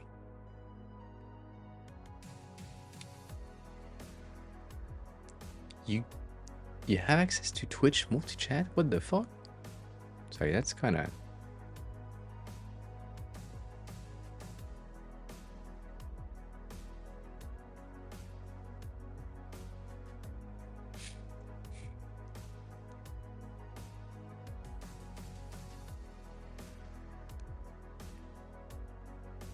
I can't see... I mean, I can see you and the files that you have access to, but I can't double click on it to get access to the file themselves.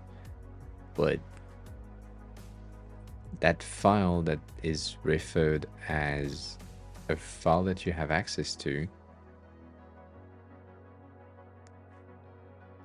Why do you have access to that?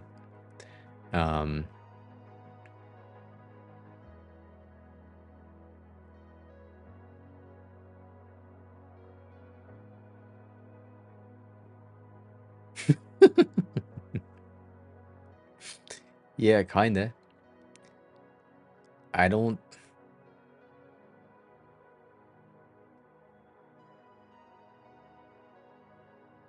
Yeah, that's weird. Anyways, you're now demoted to view only on that file. Not that it mattered. It was the file that we used for Maddie for the multi-chat view, like the different types of reading and all that shit. I don't know why you had access to that, but you had access to that.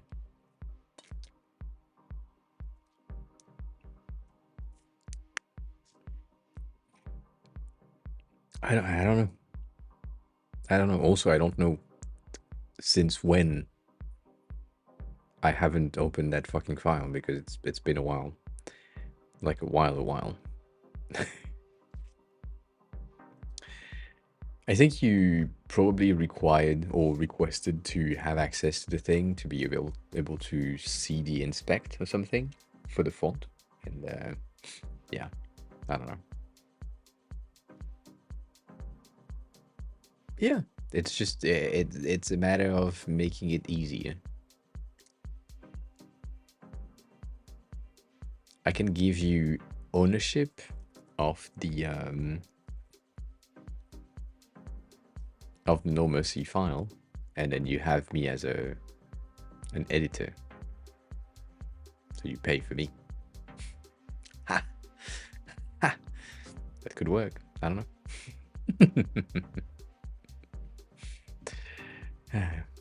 That's a lot of payment though. That's 160 per year for you. And then you need to pay 17 per month for me on top of everything. This is bullshit.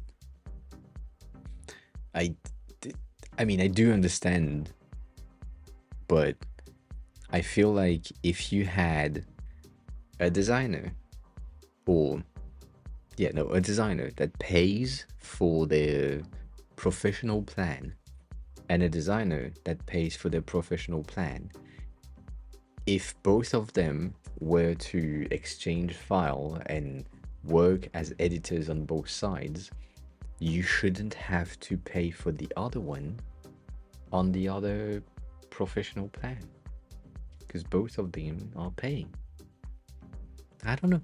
It's kind of weird. To me, it's kind of weird.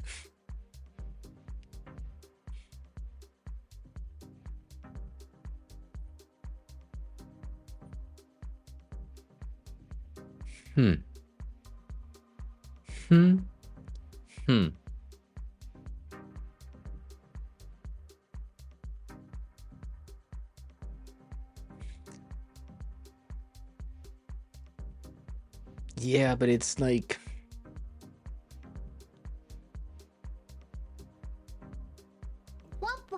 I'm trying to find Totem. Hi, welcome on in. You arrived near the end. I'm about to find someone to raid. How are you? The thing is, I'm trying to find like something that has a similar behavior, but I can't find anything that give you like, if you have one membership here and you can have people in your team and then one other team right there, if both of these are paying, then the one that pays here doesn't need to pay there. But I don't think I can see that.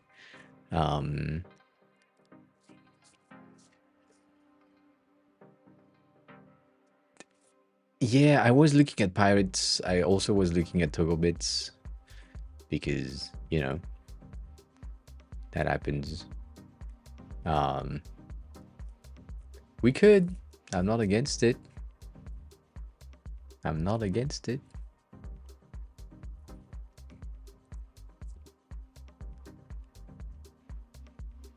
if you want to dare me. um,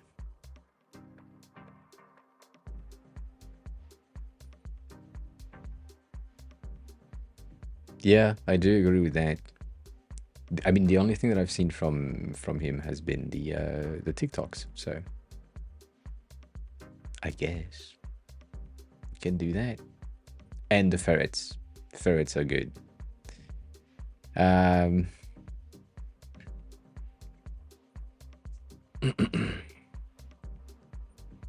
So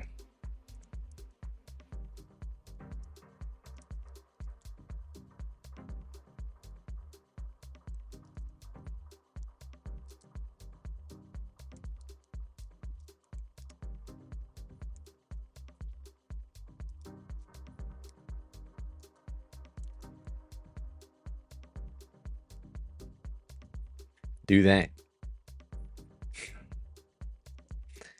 as a raid message. That way you have a raid message.